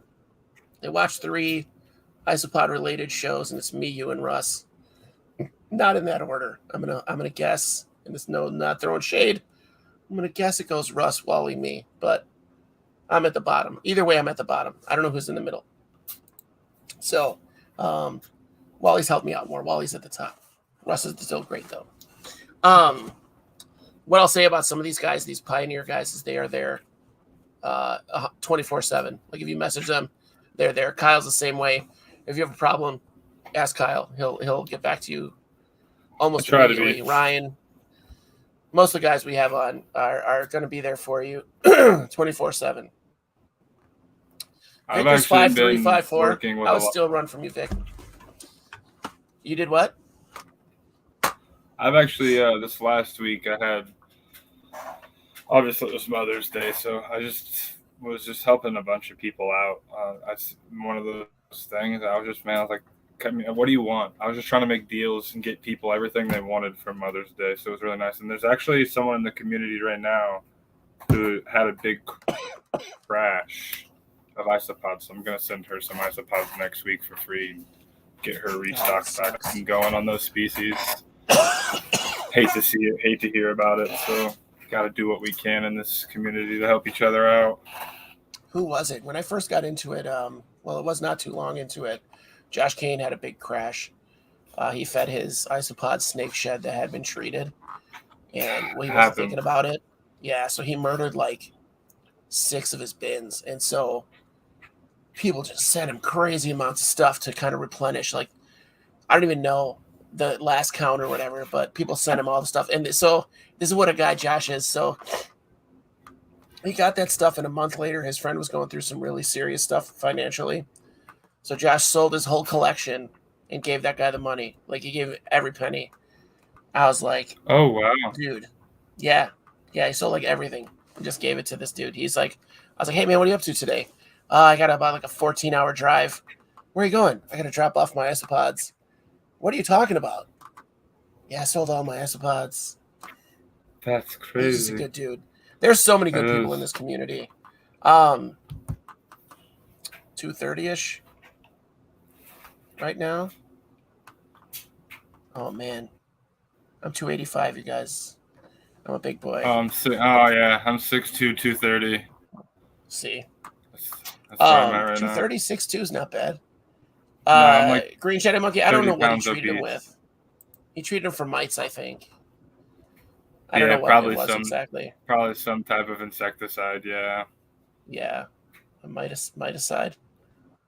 He treated him with some juglone. He treated that's 100% my new word. I'm gonna be swearing at people. Hey, juglone, learn to drive. It's super funny. I was out collecting leaves the other day, and I thought I saw black walnut leaves, and I didn't collect them because of it. I'm glad I did it. I don't know what they look like, so I had to look it up. I know what the fruits look like. I've always known what the fruits look like. It's those big looking walnuts. They start out green and then they turn brown and black. Okay. And the leaves are a real triangular, long shaped, not like your classic big hand shaped oak leaves. They looked real long and thin. So, but yeah, I've seen the fruits, and I don't know where I heard it, but I heard nut leaves are not the best leaves. If you can avoid them, stay away from them, type of thing. So I've always tried to stay away from. Anytime I see, well, yeah, now for sure. You would assume too, though, if those, if you did collect some and get them in there, they wouldn't eat them, knowing they're poisonous. But you never know, I guess. Yeah. I mean, you don't, and I don't know. Would they eat it? Would they leave it? Is it leaves that I have in my enclosures that are just sitting there? Would they take a bite and be like, this isn't for me, and keep going? Or would they eat it and just die? It's a good point. I don't know. I think they would eat it. I don't think they're very discriminatory. No, they don't seem to be. I've never seen them not taste something. They're at least going to taste it. You saw my ornithologist give me a kiss on my fingertips, so. He did. But you just made tuna fish sandwiches, so that's not fair. I actually just did make a bottle, so I probably did have baby formula on my finger, and that's funny. They loved that. I'm sure they loved it. That baby formula, there's a shortage. You got to sell that stuff and make a mint. Why is there a shortage? I think the government. Never. I'm not going to get into this. I don't want to get in that rabbit hole. I don't understand why there's a shortage on formula. What happened? What's different from 4 months ago, 2 months ago when I went to Walmart? There was plenty of formula, and all of a sudden there's a shortage. I need to read about this and figure out why. Dang it, Russ! Now I need to have you on and just talk about leaves. That'll be the most interesting / boring episode ever. What? That would not be boring. Leaves are fun, sir. It would not. It would be super interesting. But I want to go hiking. I want to go herping with Russ so bad. I would have a blast. Nah, I want to go check bugs out with Russ. Russ and Pete from Bugs in Cyberspace. That's what herping that'd is. Be the jam. That's what herping is. You goofy.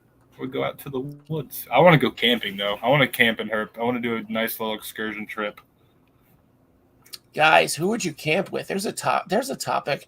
Who would you go on a camping trip? Weekend camping trip. You have outlets at your campsite. You have electric outlets. No, I'm already not going. Yeah, sorry. Well, you don't have to go, but I need electric outlets. I gotta keep this hair, dude. It avoids the purpose of. You wouldn't have survived in Boy Scouts with us. We would have made fun of you too much. Oh, that's fine. Let's do a herping bugging trip. With fans at night kills me. I need a fan because I gotta have that ambient noise or I can't sleep anyway. If I heard a twig snap, I'd be like, "Who's there? What's going on?" Oh man, Jason, you ain't gonna get me, Jason. I'm an Eagle Scout, so I spent a lot of time out in the woods, and boy, that's the best time of my life. You're an Eagle Scout? Yeah. I'm at complete. I would not guess that in a million years. Oh, you probably wouldn't. You probably wouldn't think that You see those cords right there? Yeah. Probably wouldn't think that I graduated with bronze and National Honor Society cords, but there you have it. We do. That's too funny. I like That's school. Too funny. See? I was a nerd. You judge people, and that's what you get. Yeah, I played sports, and I really liked getting my education. It was really fun. And obviously, when you play sports, education is just as important. So, to be able to play, you got to perform good in the classroom as much as you do on the field. So, can't get no scholarships with bad grades. You sure can't. Yeah, Russ is down to do a herping trip. He lives in Arizona, right? No, I think he's in Ohio. Ohio? I want to say he's in Ohio. He's not in Arizona. I know that for sure. If he's in Ohio, that's even better. That's even closer. I'm probably wrong. He's gonna be like, "No, I'm from Ohio, Jugalone." We can go down to Shawnee in Southern Illinois, and it's all free range down there. A lot of it's See free there? range. But yeah, it's like a 3-hour drive for me, so it's probably gonna be like a 6-hour drive for you. Sky Island Adventure. I mean, I would take a drive to go on a bug trip with you guys. Oh my god. Schaumburg. I don't know if you've ever been to Shawnee. Have you been to Shawnee down in Southern Illinois yet? No. You need to go. You need to go hit up Garden of the Gods at least. It's like bucket How far down list. have I been? Quincy? As far down as I've been is Quincy. Oh, that's not very far at all. This That's is in as far. That's Simpson, like 4 Illinois. hours, dude. Bro, you realize it's like when you said Utah. Quincy, he's in Utah, Utah. just above Arizona. Okay. Well, he probably has way better camping out there than what we do. They have mountains and cougars and bears. Oh my. We have possums and whitetail. I have a fox in my neighborhood now. We have coyotes. I hate them. I love them, but I hate like going outside at night and hearing them all cackle at each other is beautiful. But then you know they're terrorizing something when they're making that noise. So, Somebody's loose cat. Hopefully. Yeah, someone's losing a fight when you hear coyotes. So Yeah, the team of them. Oh my god. oh, it's a pack. It's a solid pack out in the cornfield. Unreal. Oh, Moon just showed up. All right, man. Everybody must be like getting off of work. They're like showing up as we're getting ready to wind down. Oh yeah. So I think I want to. I don't know. Like, what else is there left to find in isopods? I'm always blown away. I'm waiting to see one with wings. Is my next. I mean, I'm waiting to see somebody post a pic with wings. Well, you got to think how many species are popping up from the Asian countries every year. Yeah. I think we just got like probably 20 or 30 new discovered species from those countries this year. Imagine if someone in like Russia or, these other little, think about what Madagascar is holding in isopod culture. You know what I mean? I can't imagine. When they go there, do they really look for them when they're there? Or are they just there and, just count as microfauna? You know what I mean? Right. I joined an Australian bug group because I thought they would have all kinds of cool stuff, and they do. Mm-hmm. But I started to comment, and they were like, "Hey, are you really from Australia?" And I was like, "No, mate," and he kicked me out. It was bad. Wow. I was like, "Can you guys post more pictures of isopods?" And they were like, "Are you really from Australia? It says you're from Illinois." Isn't that technically racist? It's not racist. I mean, I don't know. I'd be racist against America if I wasn't living here. Yeah, Madagascar's got to have some wild stuff, right? Like, I'm talking about. Even probably in Japan, I haven't seen many species come out of Japan. So, and they have really beautiful islands with mountains and places to. There's a lot more for this hobby, I think. Once some other countries catch on, I even bet there's stuff in the States that aren't documented yet that just need to be found. Oh, 100%. But then you have the issue, too, where it's like so many of our species, again, are non-native, technically. Like, they're native now, but it's like the earthworm situation. Like, we brought them here. Yeah. So they didn't have isopods. It's one of those things probably that worked out in the long run for the better, like with earthworms. Right. But don't you find that crazy? You can go find Cuberis marina little C's in the wild in Florida. Well, it's Florida. I bet you can find. You can find those outside of Florida. That's crazy. That's just crazy to think about. I'm sure you can find just about anything. Cuba might have some. I believe the Spinosus are from Cuba. I believe that's where they hail from. Okay. Because when they first got introduced in the hobby, they were called Cuban spikes. Okay. So okay. I wouldn't be surprised if that's where they hailed from, and that was a quick slap name. You know what I mean? Yeah. Galapagos probably has some cool ones. You can probably ride them. Yeah, there's a no doubt. I think there's a lot more definitely for this hobby. If like I said, once these other peek in and catch on. I mean, think about the springtail explosion this year. Everyone went crazy for those orange and red springtails, and that was like pretty much probably just newly discovered for them, or they knew they had them and they didn't know they would sell. I don't know what this is. Russ is hitting me hard with Latin right now. Yeah, I don't think I've ever heard of that. The coolest one I've found here are Hyloniscus ripararis, and they're a little semi-aquatic dwarf species that are native here to Illinois. They're pretty cool. I like them. They're fast. They remind me of Florida fast, but they're purple, and these guys have like gold butts. See, that's cool. There's still cool stuff right in our backyards that we don't even know about. And like I said, they're semi-aquatic, so they've been observed to survive fully submerged for up to 8 weeks. That would be cool in the Viv that I'm talking about now. That's why I live in I have some. I can send you some. I have plenty. I've been culturing for plus year. I'll let you know. Just let me know. Let me know when you do. I will. That would be a good cuckoo to set up in there. They are. I think I decided it's going to be vampire crabs. It's going to be vampire crabs and emerald tree skins. Perfect. That's going to be the main species in there. These would work. Perfect. Oh, gopher snake. It's a gopher snake.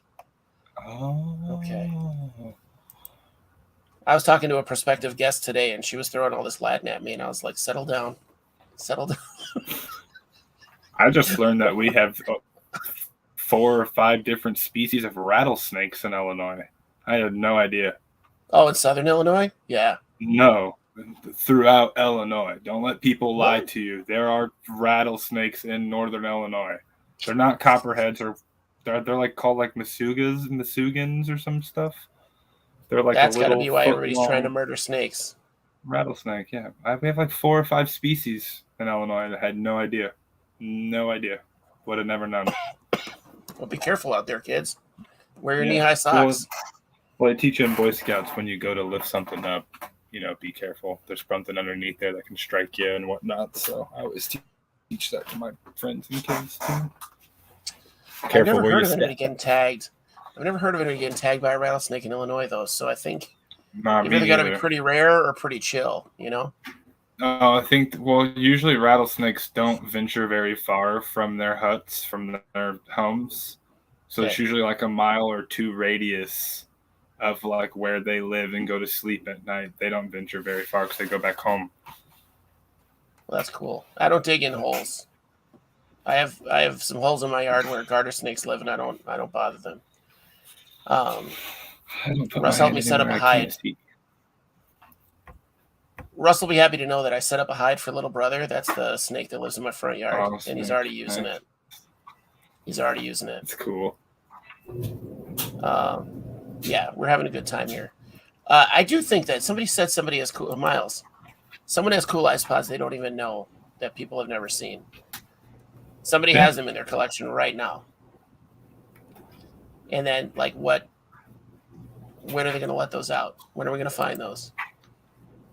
I'd probably be I won't say I am, but I'm probably one of the only people culturing the Hyloniscus ripararis. But you can go find them outside. But they're springtail size and they're fast.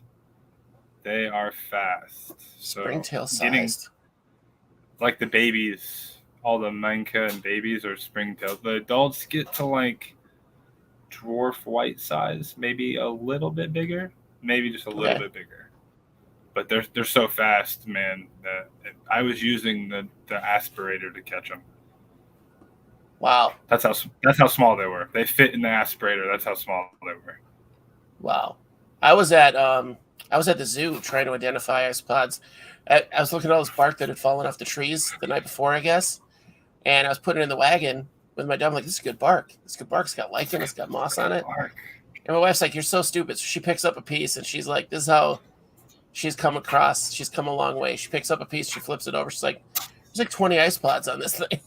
I'm like, what? Like, I go running. Funny. I'm waiting for the tree to grow leaves back in my front yard, but this tree in the last year has been coated in lichen now, and the bark has fallen off. But I'm waiting for the leaves to grow back so I can identify what tree it is to make sure it's safe. Perfect.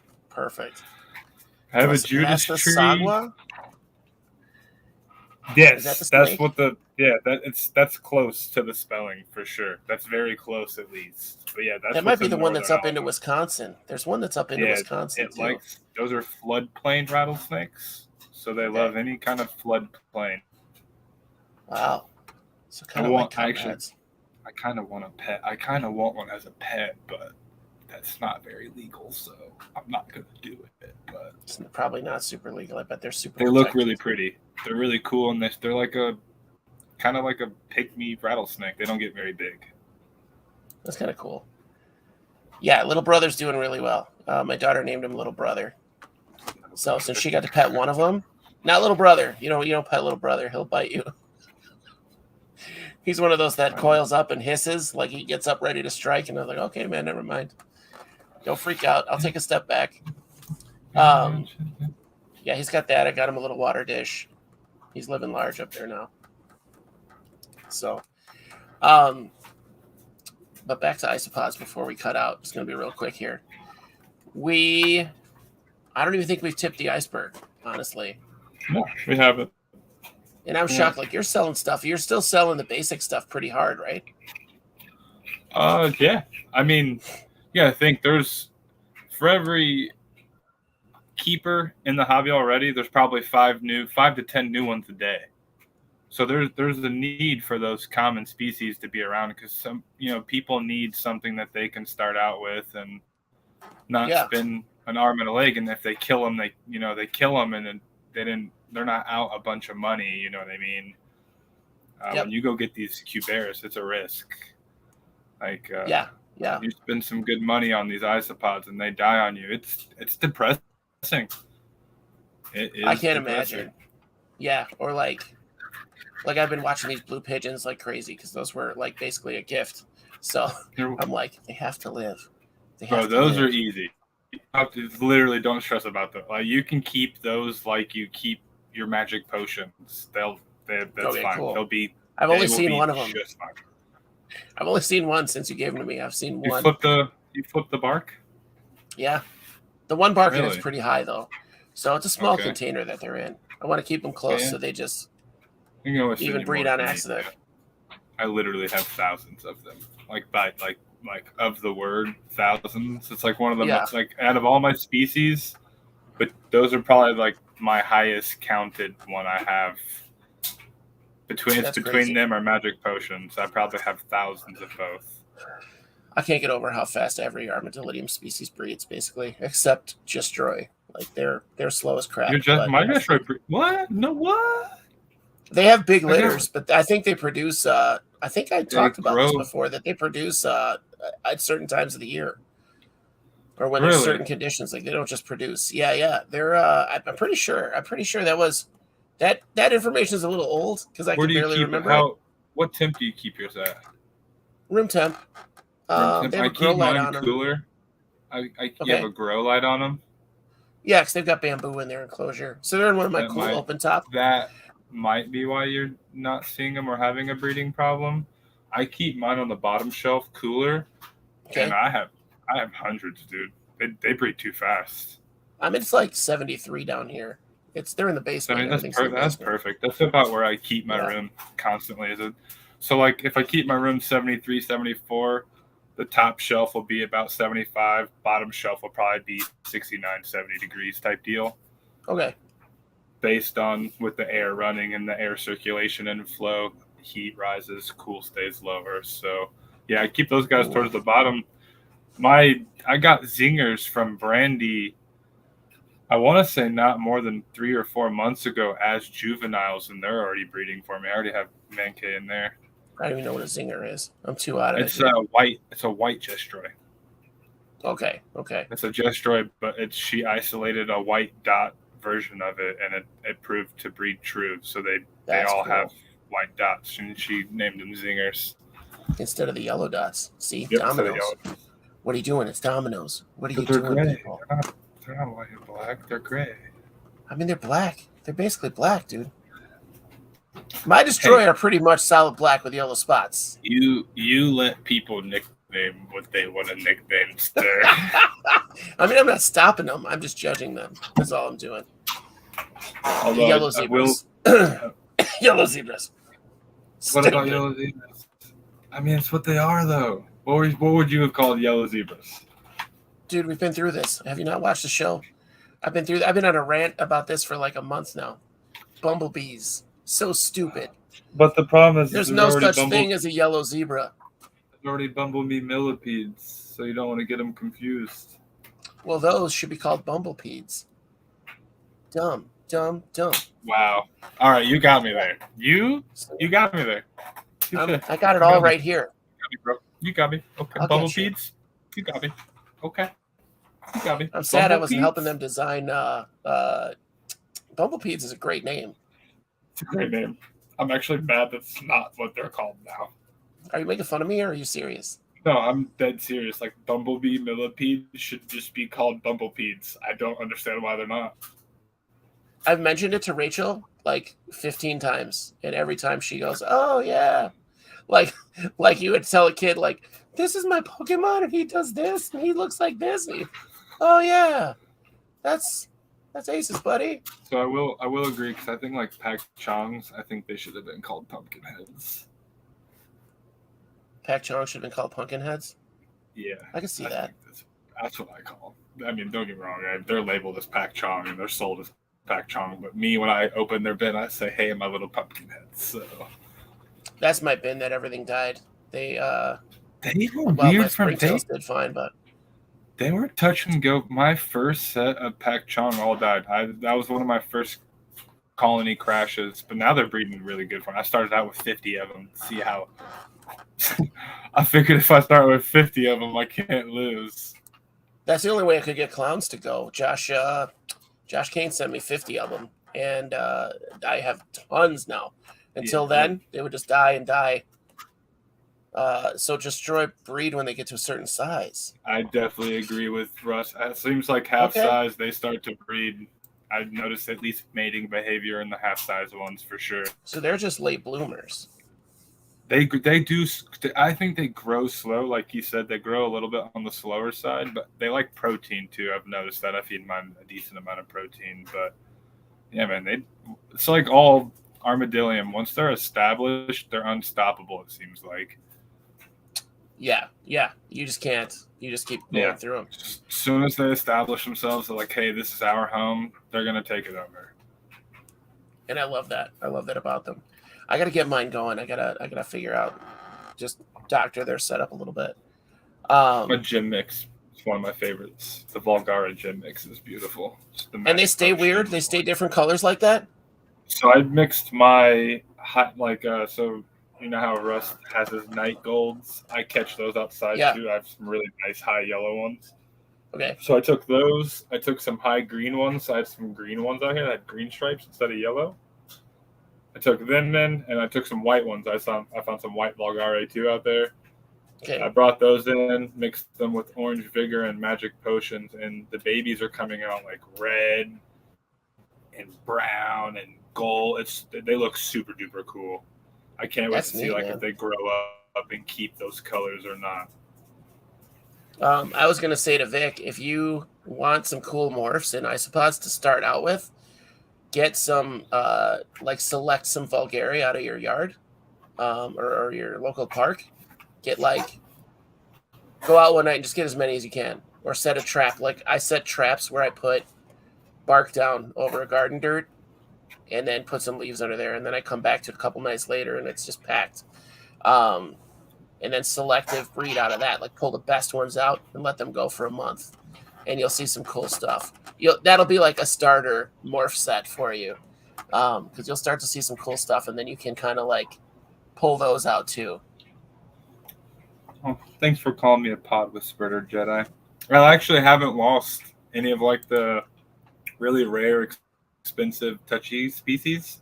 All mine are breeding for me. My cliff duckies are breeding already. My ambers, my cappuccinos are all breeding. My Jupiters are breeding. My soils are breeding. My amber flies are breeding. Obviously, and when they don't breed, when they're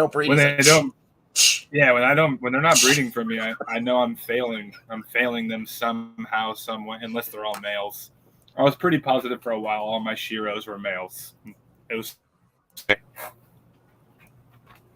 because they breed like what do we think of crazy, 6 and then counts, ISO buddies? What do we think of it? What do we think of counts? 6 counts. Have you ever bought an expensive species yet? No. Like a real expensive, No. not rubber duckies or anything. Like a really. Mm-mm. So just to give you an idea, The most like, expensive thing I bought, I think, is my Haas, and that's Your when they were Haas, still pricey. That was when they were still like around $100 for a dozen. for Now they're 12 like of them. 60, $70, you know. And then my All right, Destroy is probably my second most expensive species. So no, I've never. Everything I have that is expensive was gifted to me or traded. Just to give you a rough idea, I paid $900 for 10 green lasers. That's So a 10 if- count though. That's a 10 count. Yeah, You definitely so- have males and females in that mix. Yeah, but I think I spent $900. Like sometimes. I mean, yeah, it's you're just not- stupid. Yeah, Don't get me wrong. I just saw. Well, no, you showed Take me the auction where the red Mhm. pandas, 6 red pandas for $900. Is that how much they went up to? Yeah, you showed me the thing, and I was following it because I have some. I have 4, and I showed my wife one of them, and I was like, "Hey, wife, look at this." She's like, "What is that?" It's $160 right there. You know what hurt? She's like, You know "What?" what hurt even more is they went out and auctioned yesterday too, and I'm pretty sure they only went for like $200. Really? Already? Yeah. See, I knew they'd be down to nothing by the time I had enough to sell. But it's cool to That's why have I them. don't I think they look really That's why I cool. don't have tricolors yet. Tricolors look cool and all. They're not. I personally don't think they look all that great. But You're one- stupid. I was smart. I stayed back. I watched. I respect the people who get in on those wave ones. The people who spend the Yeah. money, they breed them up, and they succeed or fail. I really respect those people. I appreciate them. I do it with a couple of species I really, really like. But tricolors just weren't one of those for me. And then I watched the price just drop. I might get some soon, actually. The price is fairly good for them right now. I want to see where they're at. Yeah, because I really I want think, them. I, They're think I like, saw like a 10 count for like $350 the other day. that's way down. Yeah, way I like down. those Ember ones too. Those Ember, the Marinella, I think, have such cool colors. Andrew Yeah, Pete the or the ones are dope. Milky Edge. Those Milky Edges that just got released. I don't know if I you've haven't seen seen those those. yet. You I'm need not to up to get date. subscribe to isopods.com. I'll plug isopod.com on here. Yeah, Subscribe to plug anybody. isopod.com. Okay. He does imports, obviously, but you can get subscribed and get on his newsletter, and he'll email you a list of the new Okay. imports. And they just dropped a bunch of Manarella species. One's called Milky Edge. It's all black with white skirt. It looks beautiful. Looks gorgeous. I just think they have a great shape. I think they They do. have that like, you know what? I think they have that like parasite body shape. Or See, Parake. I think. Parake. Have you seen what soils look like yet? No. See, Is that the one that soil looks is like dirt? they're brown and they have white antenna. Yeah. It's really cool, actually. They're brown, but they have white antenna. But I like their body shape. It's kind of like a Okay. bulging head, but a really nice rounded flat body. I have just seen makes those. them I thought look they like were a they- morph of Giant Canyons. Giant, no, these, yeah. I thought they were definitely morph of cute- Dilatatas. They have a Okay. bear's face, but their body shape is just so unique. Huh. See, It's almost like green I'm all about the spots, spikies. Spikies. I got to get me some spikies someday. I got to get me some tricolors. I'm trying to Yeah. find a good deal on some Thai spikies. If there's anyone watching this video, I want a good deal. I'll trade too, by the way. I have things I can trade. I just want some more spiky boys too. None of my viewers do that stuff. Come on now. I got the shiny gators, and then I was like, wow, I'm gonna have to get another spiky species. Like I started with the spiky canary.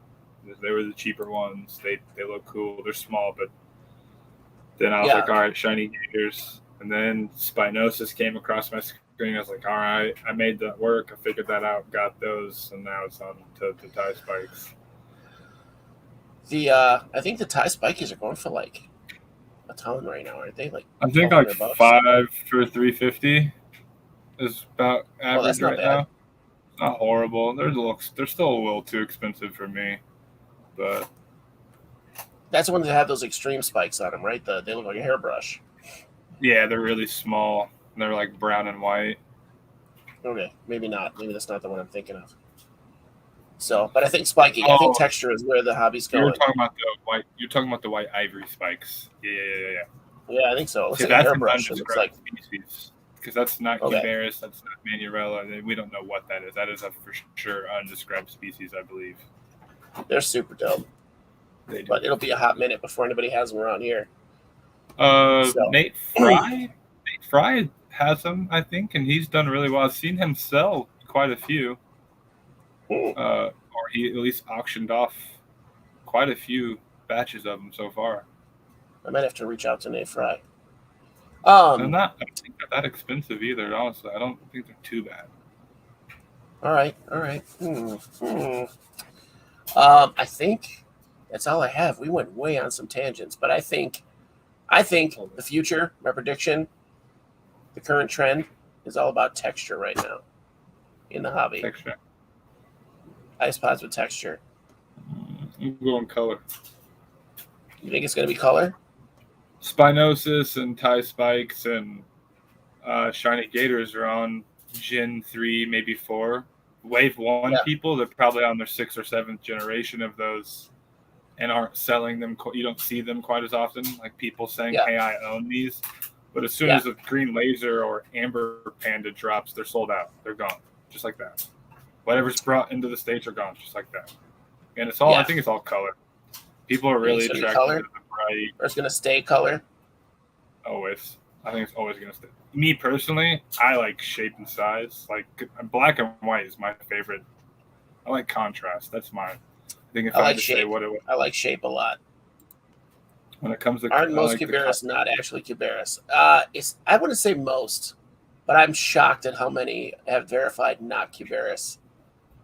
It's a blanket term for right now, just because if they have any similarities, it's a blanket term they can use and get away with it without having to do any further research themselves. In my opinion, I should say. Yeah. I think when it all settles down, I don't think it's going to be most. I think it's going to be like 30% are not Cubaris. But I'm very optimistic. I'm very optimistic. And that doesn't affect me at all, whether or not they're Cubaris. So I don't care. No, like I said, I'd be even willing to, like, if I could find a good scientist like that, I would be willing to send him live specimens, 1 or 2 of each. Yeah. Even of them are really rare, expensive ones. That way he can get to the nitty gritty and completely categorize them. And so that way I have correct genuses and species and for the kids, man, for the kids. The future generation. What I will say I'm glad about is most breeders, all the breeders that I've met ever keep everything like vulgaire is vulgaire. You keep it, you're not trying to I don't know that you can crossbreed, but nobody's trying to do any of that. They're trying to do some morphs. What's that? I am, but yeah. Well, I mean, like magic potions to vulgaire or vigors, they're all vulgaire. So that's not crossbreeding. They're all just morphs. I guess hold on. If you're crossbreeding mutations, then you're going down to whether it's finding out if it's a dominant trait, a co-dominant trait, or if it's a recessive trait. And then at that point, when you find out what kind of type it is like that, you can then breed it back to its parents, and you can create a new mutation that way. You can create something completely different that no one's ever. So like right now, for example, I have pied scabers crossed with lava scabers right now. Okay. And I'm finally just now getting my pied lavas, where they are the lava base, but pied. They're orange and gray. So are they sexual dimorphic? So far, I've noticed that it looks like lava is co-dominant. It doesn't take a wild generation for the mutation to visually pop up. It's looking like babies are instantly born either pied lava, pied, or lava. So what I'm saying is the final result, like your pied lava, are they? Because lavas are the ones that like the females are gray and the males are red. No, I don't think so. I don't think lava is sexually red calicos are sexually dimorphic, but I don't. That's the one I'm thinking of. Okay. Yeah, I don't believe lavas are sexually dimorphic. I don't think you can tell between the two. I thought that was it. See, I'm way behind. My information is all old or like jumbled. I have 3 or 4 sexually dimorphic species. So cliff duckies are sexually dimorphic. Okay. Males are orange, females are pied. Silverstream are Porcellio silvestri are sexually dimorphic. Females are the orange, I believe, and males are gray. Okay. Red calicos, Scaber red calicos are sexually dimorphic. Females are calico. Males are just normal wild type gray. Then I have tribald skew scabers where the females are pied calico and the males are just pied or calico. Okay. All right. I think that's the correct. Might have mixed them up backwards type thing, but yeah, I mean, it's late. Those are at least the sexually dimorphic species I have right now. Well, you guys can see all the stuff that Kyle's got here. You saw that he's got some pretty cool stuff in stock now. We've heard about some stuff. He's got dirt. If you guys need some dirt or just some info, call Kyle up. I will say he is there for information for you. You don't have to just be a friend. Like, you just be a customer. So call up or contact Isopods Anonymous. Nice. You beat Russ to a morph. What? Dude, Russ, it has taken a year and a half to actually see them start popping up and like continually to breed. I can finally isolate them now, I think. A lot of times, like I said, they're either just coming out pied or they're coming out lava. Only select few are coming out physically pied lava. So that's why I think lava is co-dominant. There's so many morphs of scabers. Their DNA has to be like a loop. Like it's not the spiral ladder, it's just a loop. Nope, just an infinite strip. symbol. It's the Mobius strip. There's just everything in there. Yeah, scabers are like one of my favorite genus, I guess. Is it genus? Am I going too far up? Yeah. I'm crossing Ghost right now with Lava 2 because I believe, if I'm correct, yellow snow is what mutation came from ghosts. So I'm trying to see what kind of mutation I can get to pop out of a lava ghost. And so far, they look pretty cool. All right. I'm excited to see that. A couple like all black ones, like pitch black Scaber. And a couple of them are coming out this weird tangerine yellow color. So I'll have to do some isolating. Send me some pics. I want to see that. Gotcha. I want to see that, dog. Those are my only 2 science projects. I had a couple more going. But man, it's a Iris. Who is it? Derek. I think Derek over at Roach Crossing, or I don't know if he's affiliated with them or not. But it takes time and effort to isolate, to create that and do that stuff. It's a lot of effort. It has taken me a long time. It's not cheap. It's not like it takes a while. And I even cheated and I pulled out like 20 lava babies and 20 pied babies, so that way I could start with a decent number, and it's still taking me a long time. Yeah. So that's cool. We're getting actual information here today. So that's you just verified for Russ that lava's co-dominant. Yeah, I believe it's co-dominant. That's dope. I don't know what any of that means, but I kind of do. Like, I know what those words are. So if I'm remembering right, like I said, when a trait is co-dominant, like with pied is when you breed the 2 together, both visuals will show or one visual itself will show. All right. So like I said, either the babies come out pied or they come out lava, and then like every 5 or 6 babies, it seems like it's the pied lava trait. So now I need to pull those and breed them back to themselves and see what they give me. Very cool. Very cool. To figure it out. Good luck. It's a lot of work I need to do. I need to actually get in there and isolate tomorrow. It's a pretty good thing to do. All right, sir. Do that tomorrow. Guys, check out Isopods Anonymous for all your isopod needs. For real. And don't use black walnut. Anything. Don't. All right. Well, no black walnut. No, I forgot the word. Oh, Jedi, this is true. Kind of. But it's not a rule of thumb. Females do tend to have more of the spotting, but okay, I've read that. I've seen that too. Like, you see one that's extremely spotted is probably a female, but it's not a promise. But more of the I've also heard in Gestroys, the ones with lighter skirts are female, but I don't know how true that is either. Yeah, I don't know how you look at any of them and see unless you have the microscope or your super macro out and Gestroy are huge, bro. check under the skirt. No, I mean like No, you the gotta look under the coloration hood. of the outside of the skirt. So I like got the you. male will be all gray, but females will be like a whiter gray. I got you. Anyway, we're getting sidetracked just to leave. Juglone. Get worth it, Juglone. I'm gonna be doing that for the rest of my life. That's Russ's fault. It's all right, you Juglones. Have a great night. Jabrones, Juglones. Yeah, that's a thing. I need a t-shirt made.